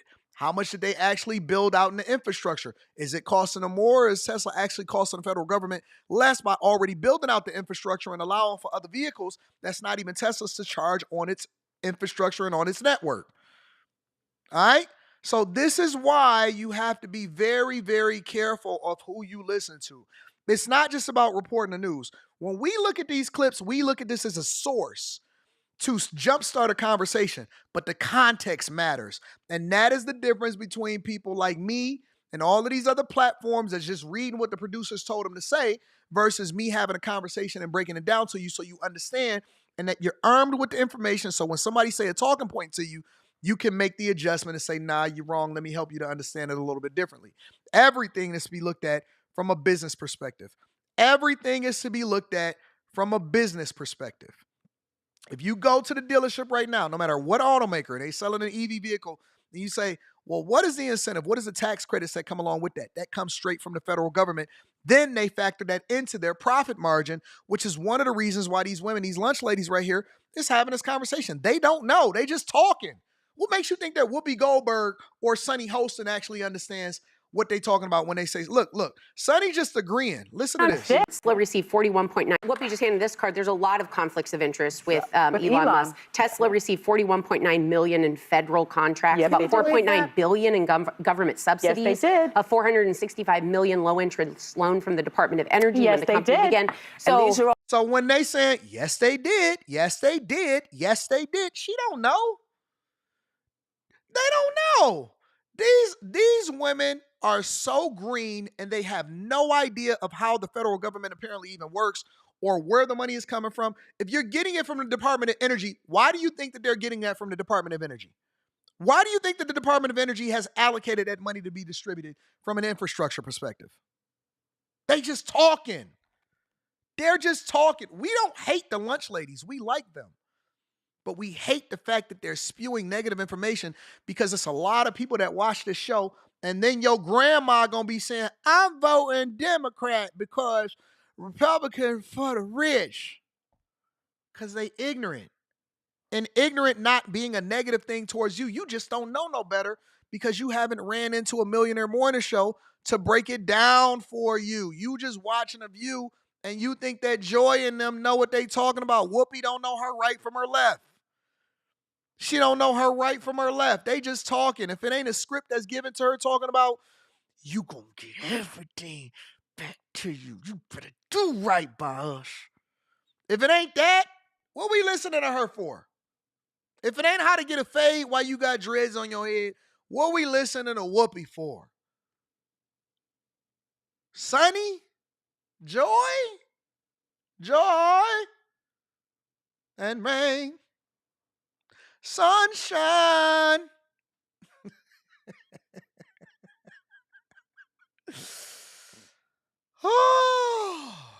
Now, I'm not the sharpest knife inside of the tool shed. I just try to break it down from a C student's perspective so that we all can understand it a little bit better because they're going to try to trick y'all. It's not that complicated. If I can understand it, you can understand it. all the things he wants to cut. Yes. That's the piss off. Yes. He And they wants to pissed cut, off. he wants to keep other people from getting these same substances. I don't understand. You know, listen, they keep talking about how the elites are in. Well, now the elites are in, and this is how elites treat you. Yes. And they just talking. They just agreeing. Don't know nothing. Don't know nothing. Just the dumbest group of people giving out information. This is why you got to be careful who you give a microphone to. This is why you got to be careful who you give a microphone to, because they don't know better. And they look at each other with their shoulder pads on and they Ozempic heads, and Whoopi over there dressing like a hobo in New York City, and they give y'all information and y'all think that these people are smart just because they are on TV. Just because they're on TV. Joy's button about to burst. This woman have oversized coats on the majority of the shows that she on. That red one in the red, she halfway got some sense, but she a turncoat. She a traitor. She a chameleon. You don't know if you can trust her or she gonna stab you in the back. Whoopi over there always got on some denim, some acid wash denim with ballerina socks on. And we supposed to take these people serious? We supposed to take them serious. They don't even, we're not even sure. We're not even sure if they look in the mirror before they come out the house every day. And we supposed to take their advice on how the federal government is running. Man, get out of here with this nonsense. Let me go ahead and keep it on. I'm sorry, Truth Seeker. I just got to keep it. Listen, if we going to keep it 100, then let's keep it 100. If we going to keep it 100, let's keep it 100. I could talk this money talk all day long. You know, this is my expertise. I don't even want to move over to the next subject, but we got to get to the next subject. All right. Let me read some of these super chats and then we go. Are y'all subscribed? Are y'all subscribed yet? Or are you waiting? What you waiting on? You ain't turn on your notifications and subscribed? You ain't turn on your notifications and subscribe? All right, let me give you a second before I read the super chats. I'll give you a second. I'll give you 10 seconds to hit that button. Go ahead, hit the button. We'll wait. Y'all subscribed? Turned on your notifications? Sent this to 3 friends, including Gam Gam, so she can stop being tricked? Oh, dropped it in there. Oh. See what y'all did? That's y'all fault. All right, y'all. Let's go ahead and read the super chat. You don't like her acid wash hookup? Ain't nothing wrong with acid wash with Whoopi. She don't know no better. Hey, D, why are you like this? I don't know. That's the way God ruined me. You know what I'm saying? Fanny says, hey, Anton. What up, Fanny? So you decided to leave the other side alone and come on back home. Come on home. You can leave that other side alone. Ain't nothing over there. Ain't nothing over there but an echo chamber of 13 people on a regular live stream that ain't got nothing for you. Come on to the good side. Come on over here to the good side. You don't want nothing over there, Fanny. This is the better side. We accept you back. We forgive you. Jay Hunter Lee says they should have kept Henry Cavill for Superman, but that's just me. Yeah, Henry was pretty dope. Full drink, but he probably was gonna command more money. They can get somebody cheaper, younger, cheaper. Full drinking, half thinking says, peace, bro. QQ, can the U.S. government ever really be in control without owning the Federal Reserve? Yeah, because our belief in the federal government and even the currency system is what keeps it alive. It's not even nothing that's actually in the Federal Reserve to back our U.S. dollar. N8 says they have to make the reboots to keep the license. Oh, okay, I got you. Sub-Zero says, I was in the military during the Clintons' government shutdown in 1995. We still got paid. Fed law enforcement got paid, and all essential services got paid. We can do it. We had before. Obama had shutdowns too. Every president had such shutdowns. Every president had shutdowns. You know what I'm saying? You said never, but you love being a bag chaser. Okay, well, listen. I'm with it. I mean, we like watching Dusty stuff too. We good with it. King Kung Fu Hustler says my profile pic is a superhero character that I'm working on. The Messenger, a hero set in a realistic Chicago story that will be posted on my Patreon. Shout out to Kid Kung Fu Hustler in the building. I appreciate you. Rush King says it's crazy how much people were on Elon's S and loved him. Everybody wanted a Tesla and wanted to be like Elon. Now he leans right and they hate him. They don't hate him. They love him. Profits is up over at Tesla. Trust me. Tesla robot coming. I'm going to have me 7 of them. 7 of them. No, I'm the co-host. I'm David Ruffin, and the rest of the chat is a temptation. Likes up, does down. Shout out to my girl, Messy. Messy pulled up to the show on Saturday. J. Ben says they think Elon Musk is Bill Gates. I digress. Shout out to Hades. I appreciate you. Chase Barnes says these chicken heads need to grab crayons and coloring books and go sit down. Go sit down somewhere. Showcase Classic says, well, I heard Whoopi need the money, so she got to keep working. Happy Friday, Anton. Elon coming in for that 7 outline. Away don't to pay last come a winter energy. I don't even know what that means. I'm sorry. I'm a little slow. I'm a C student. Divine Robinson says Hakeem Jeffries is the Temu version of Obama. I don't even know if he's the Temu version. Like Rainbow.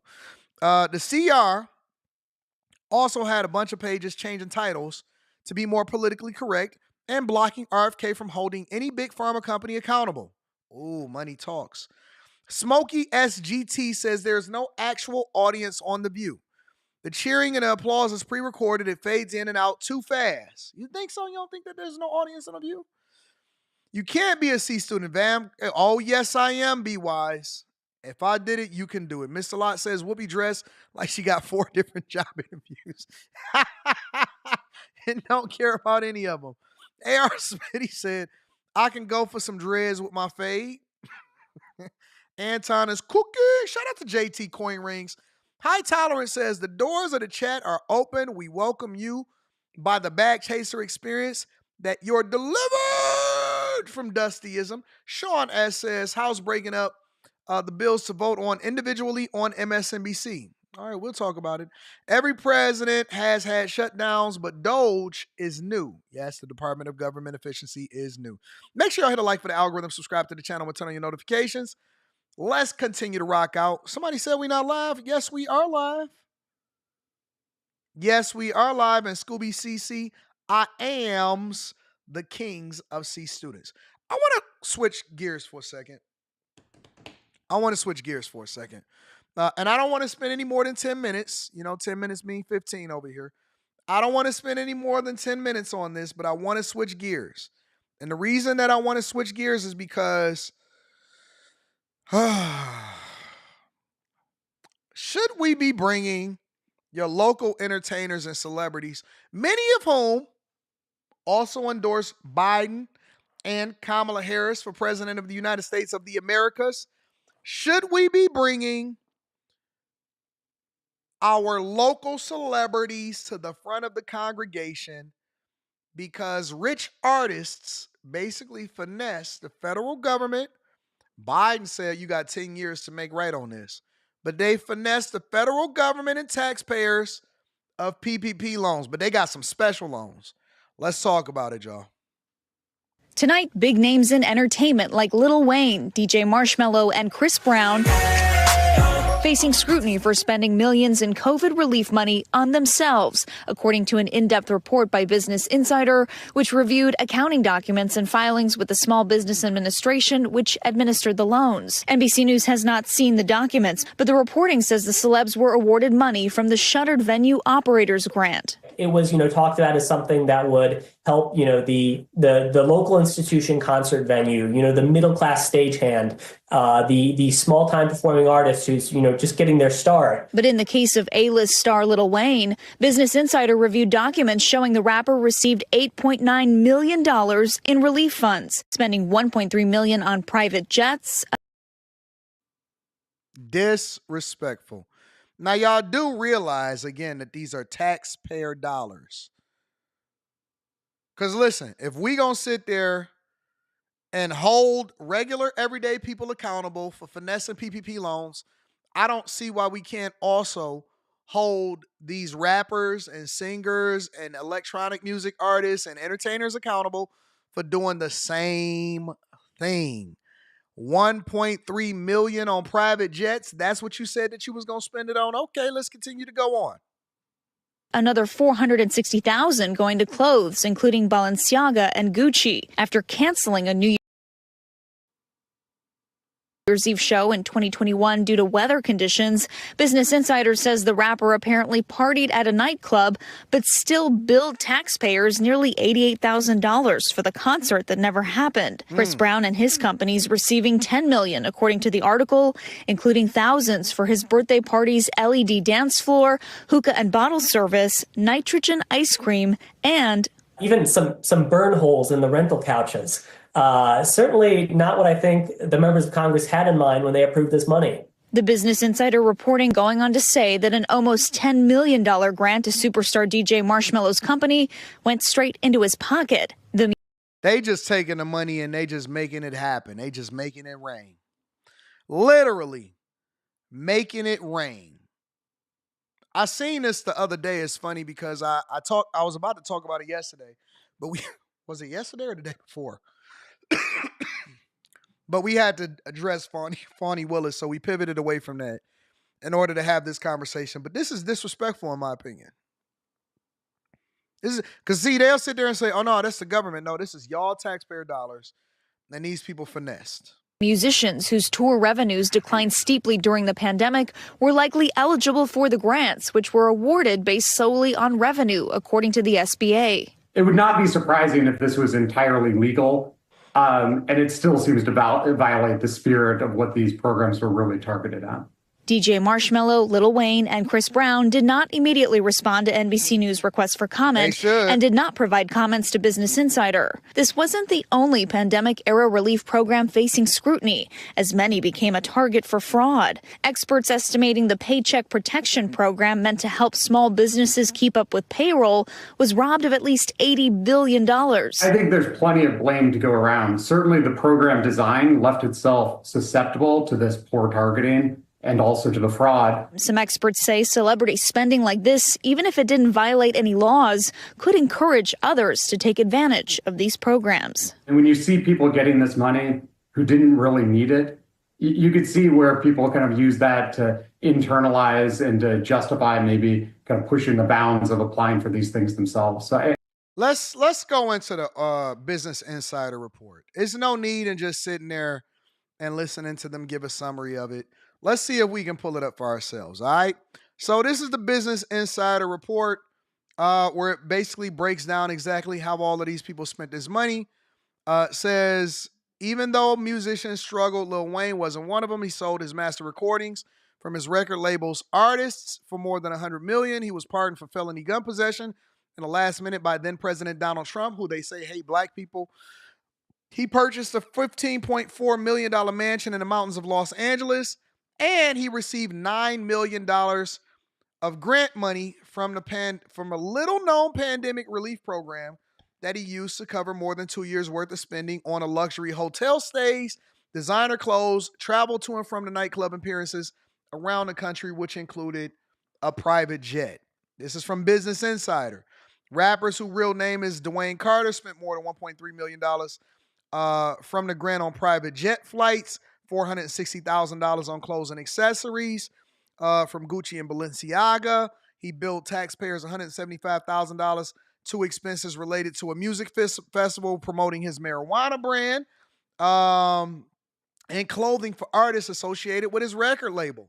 He used the grant money to cover nearly $15,000 worth of flights and luxury hotel rooms for women whose connection to Lil Wayne's touring operation was unclear, including a waitress at a Hooters-type restaurant and a corn, with a C, not a P, actress.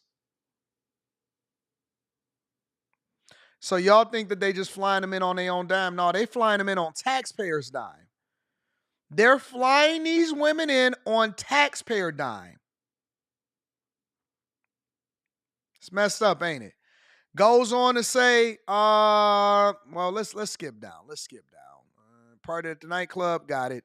2 Chainz, expenses related that he never performed. All right, so this is how Lil Wayne, they got a breakdown of how he spent this grant. He settled a debt owed to ex-manager Cortez Bryant with 2.4, so he didn't even have to come out of the money. Y'all paid for his debt, according to what Business Insider is saying. Commissions to then manager McMahon of $1.7 million. Private jets, 1.38. Lawyers, 600,000.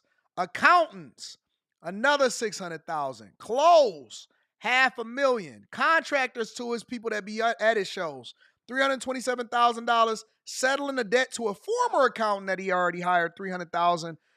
$15,000 for the lifestyle of the mystery women, and then $1.3 million on everything else.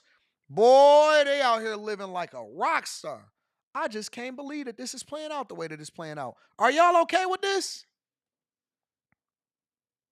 Y'all said, what he doing with his own money? Stacking and macking. Stacking and macking. That's what they doing with their own money. Hey. Let's see who else we can go through. Paycheck Protection Program, $200 billion. Got it. They can receive up to $10 million that they can spend on certain ordinary and necessary expenses for their entertainment businesses. They had to make a good faith statement to the Small Business Administration, which oversaw the program, that the grant was necessary to support the loan out company's ongoing operations and show that the company's revenue had fallen by at least 25% between one quarter of 2019 and the same quarter of 2020. This is crazy. This is absolutely insane. Some wealthy musicians, Chris Brown, DJ Marshmello, Alice in Chains, spent the grants they received through the program.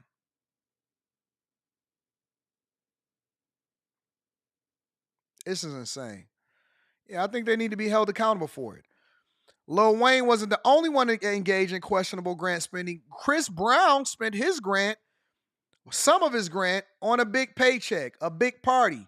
Of the $10 million that Brown's company, CBE Touring, received, $5.1 million went to Brown personally. So he said, I'm going to put this in my left pocket. He also billed taxpayers $80,000 for his 33rd birthday party. His 33rd birthday. So when y'all was on Instagram saying, man, that party was lit, you paid for it.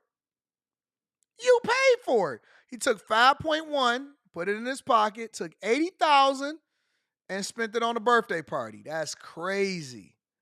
That is crazy. The blowout held at Lux Los Angeles event space, courtesy of the taxpayers, featured a $3,600 LED dance floor and atmosphere models. Nude women in body paint, who cost $2,100. Bill included $29,000 for hookah, bottle service, nitrogen ice cream, and damages involving burn holes to rented couches. This is crazy. Charged $24,000 for the grant, for the cost of driving his tour bus to Tulum. This is insane. $180,000 went to a celebrity basketball tournament broadcast on YouTube.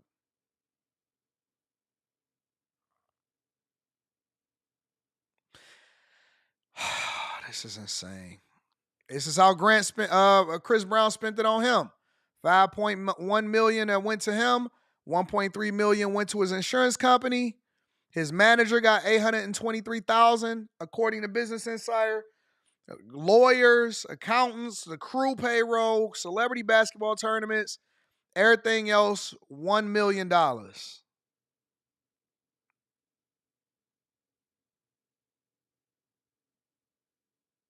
Marshmello, whose real name is Christopher Comstock, received a $9.9 million grant. More than a year later, when the Small Business Administration asked for proof of where it went, his business manager, Steve McCauley, responded by saying all of the money went into his pocket.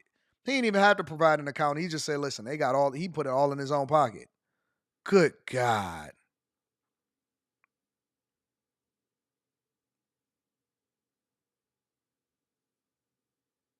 Steve Aoki, DJ Kid Millionaire Touring, used $2.4 million in grant money on payroll costs, of which $1.9 million was officer pay. I believe he's the officer. And he's the company's only officer.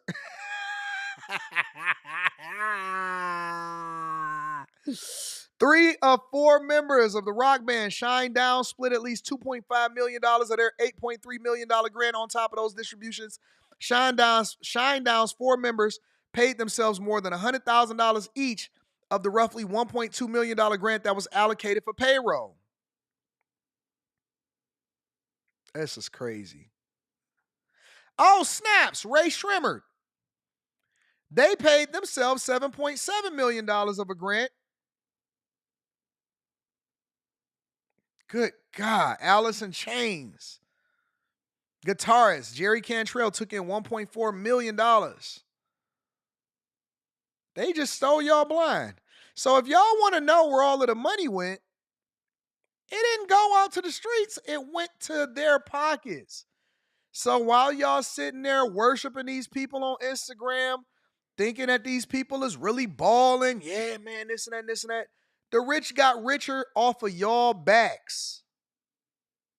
The rich got richer off of your backs. So when you went to work every day, and you should be upset about it, when you went to work every day and you decided, you know what, I'm going to pay my taxes, I'm going to dedicate myself to doing the right thing, I am going to make sure that I pay the federal government their fair share.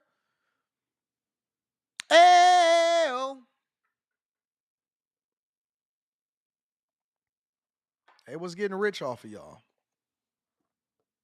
They was getting rich off of y'all. And that's probably only a fraction of the people that came up. Because if you don't think that they was like, hey man, we can get this free money, and then they went and they went and supported Kamala Harris for president of the United States of America. Dang. Y'all should feel bad about that. Y'all should absolutely feel bad about that. That's unfortunate, but I guess that's just life, right? I wish I could have got me some loan money. Can I get some loan money and get away with it? You know, they got a list of everybody that actually got that PPP money. They said, oh, well, that's a special program, so we're not going to show that one. Man, we grind all day, every day, hustle. I got 9 streams of income. I'm still working. I was still working a regular job the whole time. Well, maybe not at that time, but, you know, different times I actually still get a corporate job and people want to hold me accountable. Go hold Chris Brown and Lil Wayne and Alice in Chains and Marshmello and Ray Shrimmer. Go hold them accountable. Don't talk to me. Don't talk to me. Go hold them accountable. Don't talk to me. I want to hear about that. This is insane. Read some of these super chats and we're going to move over to Tiffany Henyard for a second. Abe the Hunter says, yes, it was taxpayer dollars, but they didn't apply for it. You have to blame the company that awarded it to them. No, it was supposed to be on the honor system, and then you had to substantiate what you did with the money. Nobody thought that they had to substantiate what they did with the money. We'll get there. Shout out to Abe the Hunter. I appreciate you. Mr. Lot says, I'm out here paying for box by proxy. Yes, you're paying for their box. AD sounds fishy. How did they get all of that info? What do you mean? It's public information. That's tax dollars. That's taxpayer dollars. The Small Business Administration. Listen. Aaron L. says taxpayer funding Diddy parties at y'all expense. Johnson & Johnson winning with all of the taxpayer-funded baby oil purchases might need to invest. Congratulations. You played yourself, says A.R. Smitty. Shout out to everybody in the chat. I love y'all. I appreciate y'all. Y'all are the greatest chat on earth. But we got to get to the next part of the show. Now, I genuinely only want to spend 10 minutes on this. And this is Tiffany M.H. Elemental P. Henyard. I don't know what her middle initial is. But this is Tiffany Henyard. Tiffany Henyard is successfully trying to shut down Thornton Township because she's saying that they finessed her out of being able to put her name on the ballot. Now, here's the thing that I heard that she said that I haven't seen yet, but this is something interesting. She said she's the new Rosa Parks, the new Harriet Tubman. I got to find out what's going on, and let's figure it out, y'all.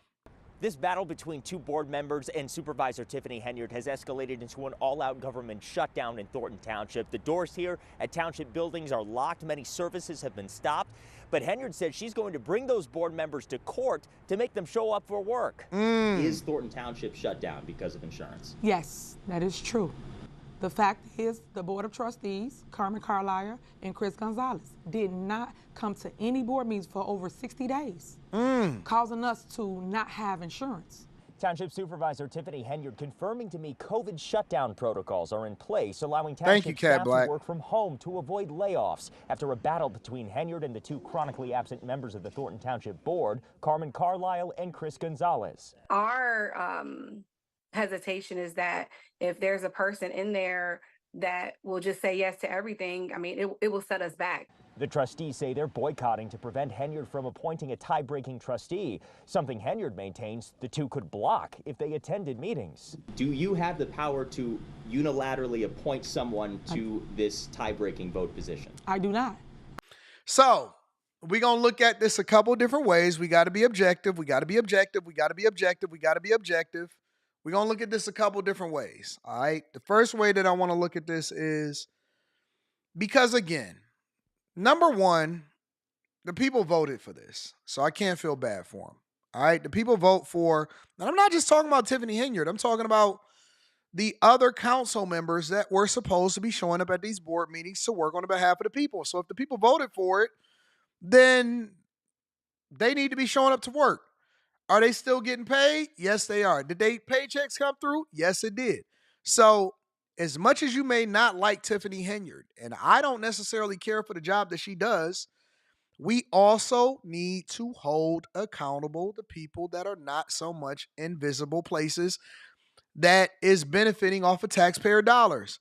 If they did not show up for work, if they are not voting on measures, if they are not funding the government, if they are not doing the things that's in the best interest of Thornton Township, then why are we not also, in addition to Tiffany Henyard, holding them accountable?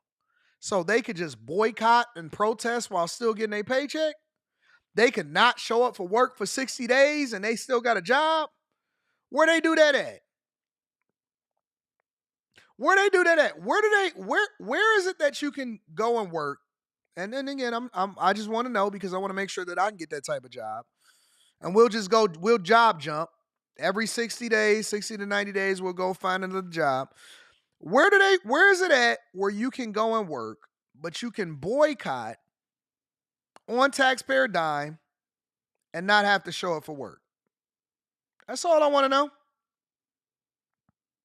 That's all I want to know. I want to know where can I go to where I can boycott and I don't have to worry about getting dressed for work in the morning. Because that's a problem. That is absolutely a problem. Why do y'all only go for the big name?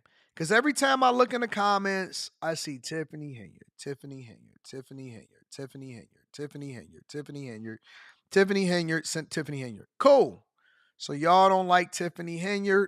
Awesome, I get it. Here's the other side of that, though. Why do y'all not hold other people accountable that is in these local municipalities? I will tell you why. Because people are fake mad. They are fake outraged.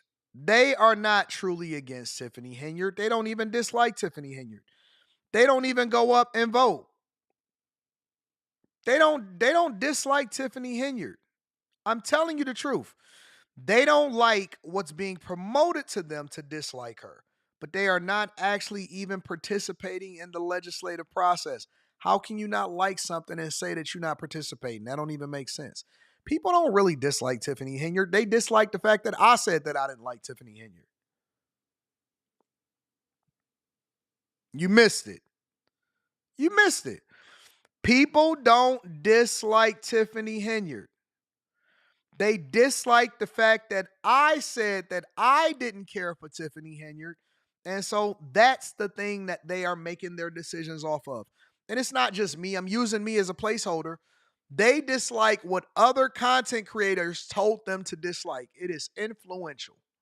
That's the honest to God truth. That's why the other legislators don't get any visibility because they haven't even showed up for work in 60 days and we don't do no live streams on them. So if I do a live stream on Tiffany Henyard, then y'all get mad. But I will also tell you this. Y'all ready for the kicker? Y'all ready for the kicker? Y'all ready for me to be honest with y'all? Y'all not ready for this part. If you ready for the kicker, put a 1 in the chat. If you ready for the kicker, for everybody that's ready for us to have a real conversation, put a 1 in the chat. Because I am going to be absolutely, positively transparent and honest with you. If you are ready for the kicker, put a 1 in the chat.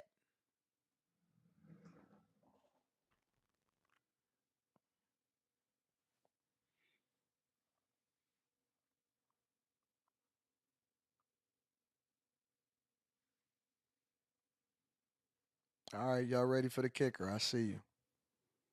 I see you. All right, so let me tell y'all the truth. Let me tell you the truth. Tiffany Henyard.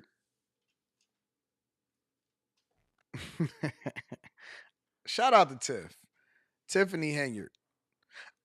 Let's hear the rest of it, and then I'm going to tell you exactly what's going on. I do not have sole power to appoint anybody. I see the ones. I see the ones. It's neglect. You're neglecting your duties as an elected official. In the meantime, government gridlock and mounting unpaid bills. Meanwhile, State Senator Napoleon Harris, who replaced Henyard at the top of the township ticket, running for supervisor after a controversial caucus, is weighing in on allegations of voter suppression. No one was denied entrance. Everything was done above board, and people need to respect the rule of law. That's something Henyard disputes as well, asking a judge in a lawsuit against Harris for what she described as a fair caucus. I am history. I am the 21st century history. I am your Rosa Parks, your Harriet Tubman. I am that person. Somebody has to say, never, never, ever give up. So no end in sight. Let me tell y'all what the kicker is. Let me tell y'all what this is clown. This is a clown show.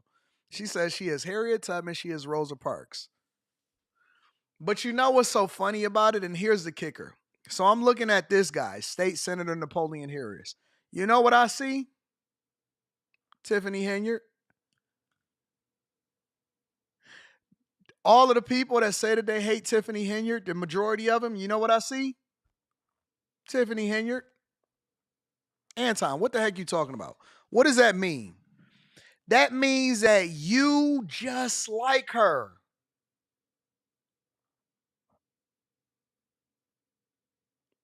All of these people that's fake mad and fake outraged, you just like her.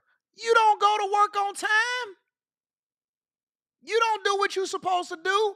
You fake mad because everybody else is fake mad. So now you sitting here mad at the person that's just a reflection of who you are when you look inside of the mirror. You don't do your job. You finesse. You steal. You do everything that she doing. She just the person that's the public figure. She got the spotlight on her. You think I trust Senator Napoleon Harris? I don't trust him. You think he any different than Tiffany Henyard? Most of the people in the culture is just like her. They not good people.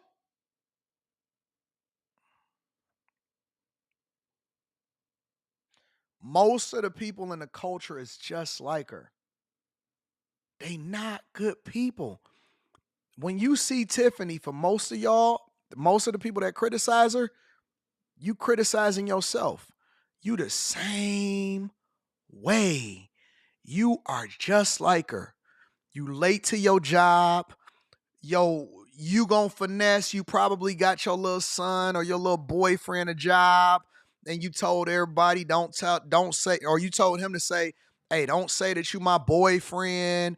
You getting bust down. You behind on your rent. Your landlord still chasing you down too. Your car note is about to get repossessed and all of that. Don't sit here and tell me that you any different from her. You just like her. You just fake outrage because the spotlight ain't on you.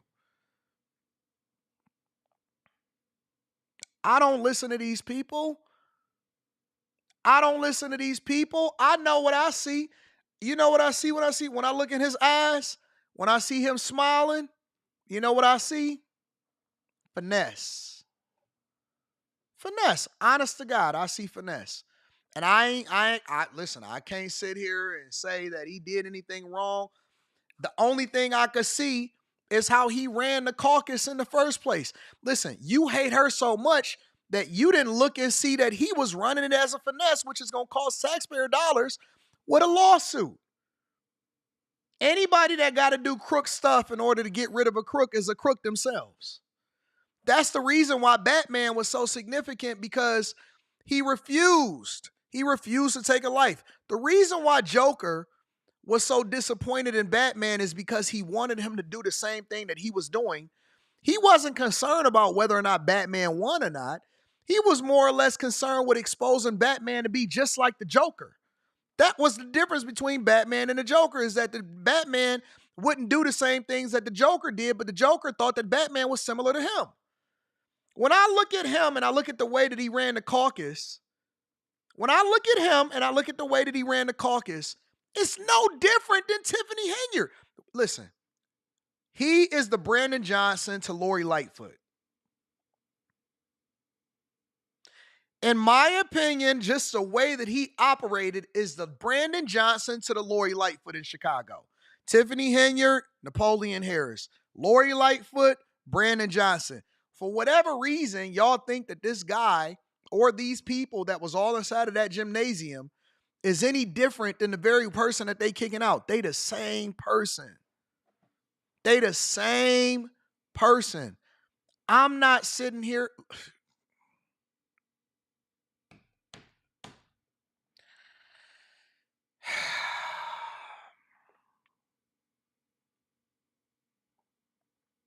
They the same person. And he's going to sit here in front of your face and say this. Listen. Of voter suppression. Nobody was denied entrance. Everything was done above board, and people need to respect the rule of law. He can't even say that junk with a straight face. Nobody was denied entrance. Everything was done above board, and people need to respect the rule of law. He can't even sit there and say that with a straight face. He can't sit there and say that with a straight face. If you looking at this guy and you saying, you know what? That's the guy that I really want. No, it's just that you hate her enough to where you want her gone, but you don't even understand the person that you're putting in to replace her. All of these people are the same, including the people that vote for him. All of these people are the same. This fake outrage, I ain't going for it. I don't look at it and say, oh man, these people are awesome. What, you thought that I was going to support him just because he a black man? I know a finesse when I see one. Y'all better pray for discernment. I know a finesse when I see one. You better pray for discernment. Don't let that overvest fool you. You can dress the part, but you got to talk. You got to open up your mouth. The way that you move, the way that you operate says more than what it is that you say on camera. I don't give a piss about what you say on camera. I'm paying attention to how you play it. And don't listen. Cat Black. Don't let your hate. This is the point of this whole conversation. Don't let your hate blind you and put you in a worse position because you so furious with rage. Don't let your hate blind you and put you in a position to where you trick yourself into voting for something that's 10 times worse because you can't see clearly. Rage, emotion, we all got it, right? We all feel some type of way about a lot of things, but very rarely are people able to put away their emotion and make an informed decision. Don't let your rage blind you to where you sitting there and you let somebody trick you out of your bag. You're going to get a Brandon Johnson instead of a Lori Lightfoot. You're going to get a Brandon Johnson instead of a Lori Lightfoot. You better be careful. You let your rage get you a Biden and Kamala Harris. You let your rage trick you into getting a Biden and Kamala Harris. Next thing you know, you had an immigrant illegally standing on your porch says, give it to that free. Yeah. All right. Let me read some of the super chats, and we're gonna play it by ear from there. B So Oracle says, I mean, our taxes are paying, our tax-paying dollars are going to other countries as well. So that means that, okay, so you can rob me, so you can rob me too.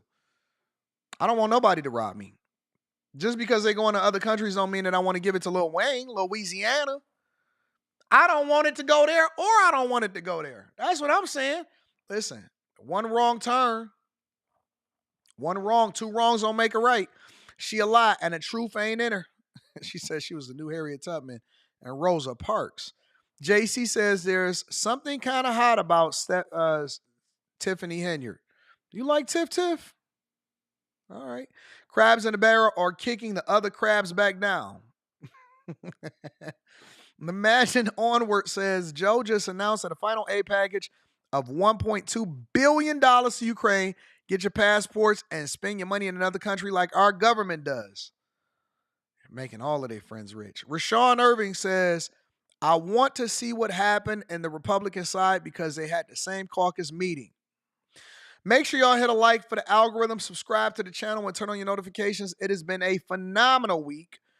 Make sure you guys tune in to After Hours tonight because it's going to be a fun time. You know what we do on Friday nights. I love you. I appreciate you. You guys are the greatest audience on the face of the earth. Make sure y'all hit a like on the way out the door. If you have not already and you've been here more than once, make sure you subscribe to the channel. And then tap into the Patreon. Link is in the description as well as pinned to the top of the chat. Tiege Hanley, 40% off your first order, 20% off for life. If you're using any other Tiege pack, get that up out of there. I love y'all. I'm going to see y'all tonight. Peace.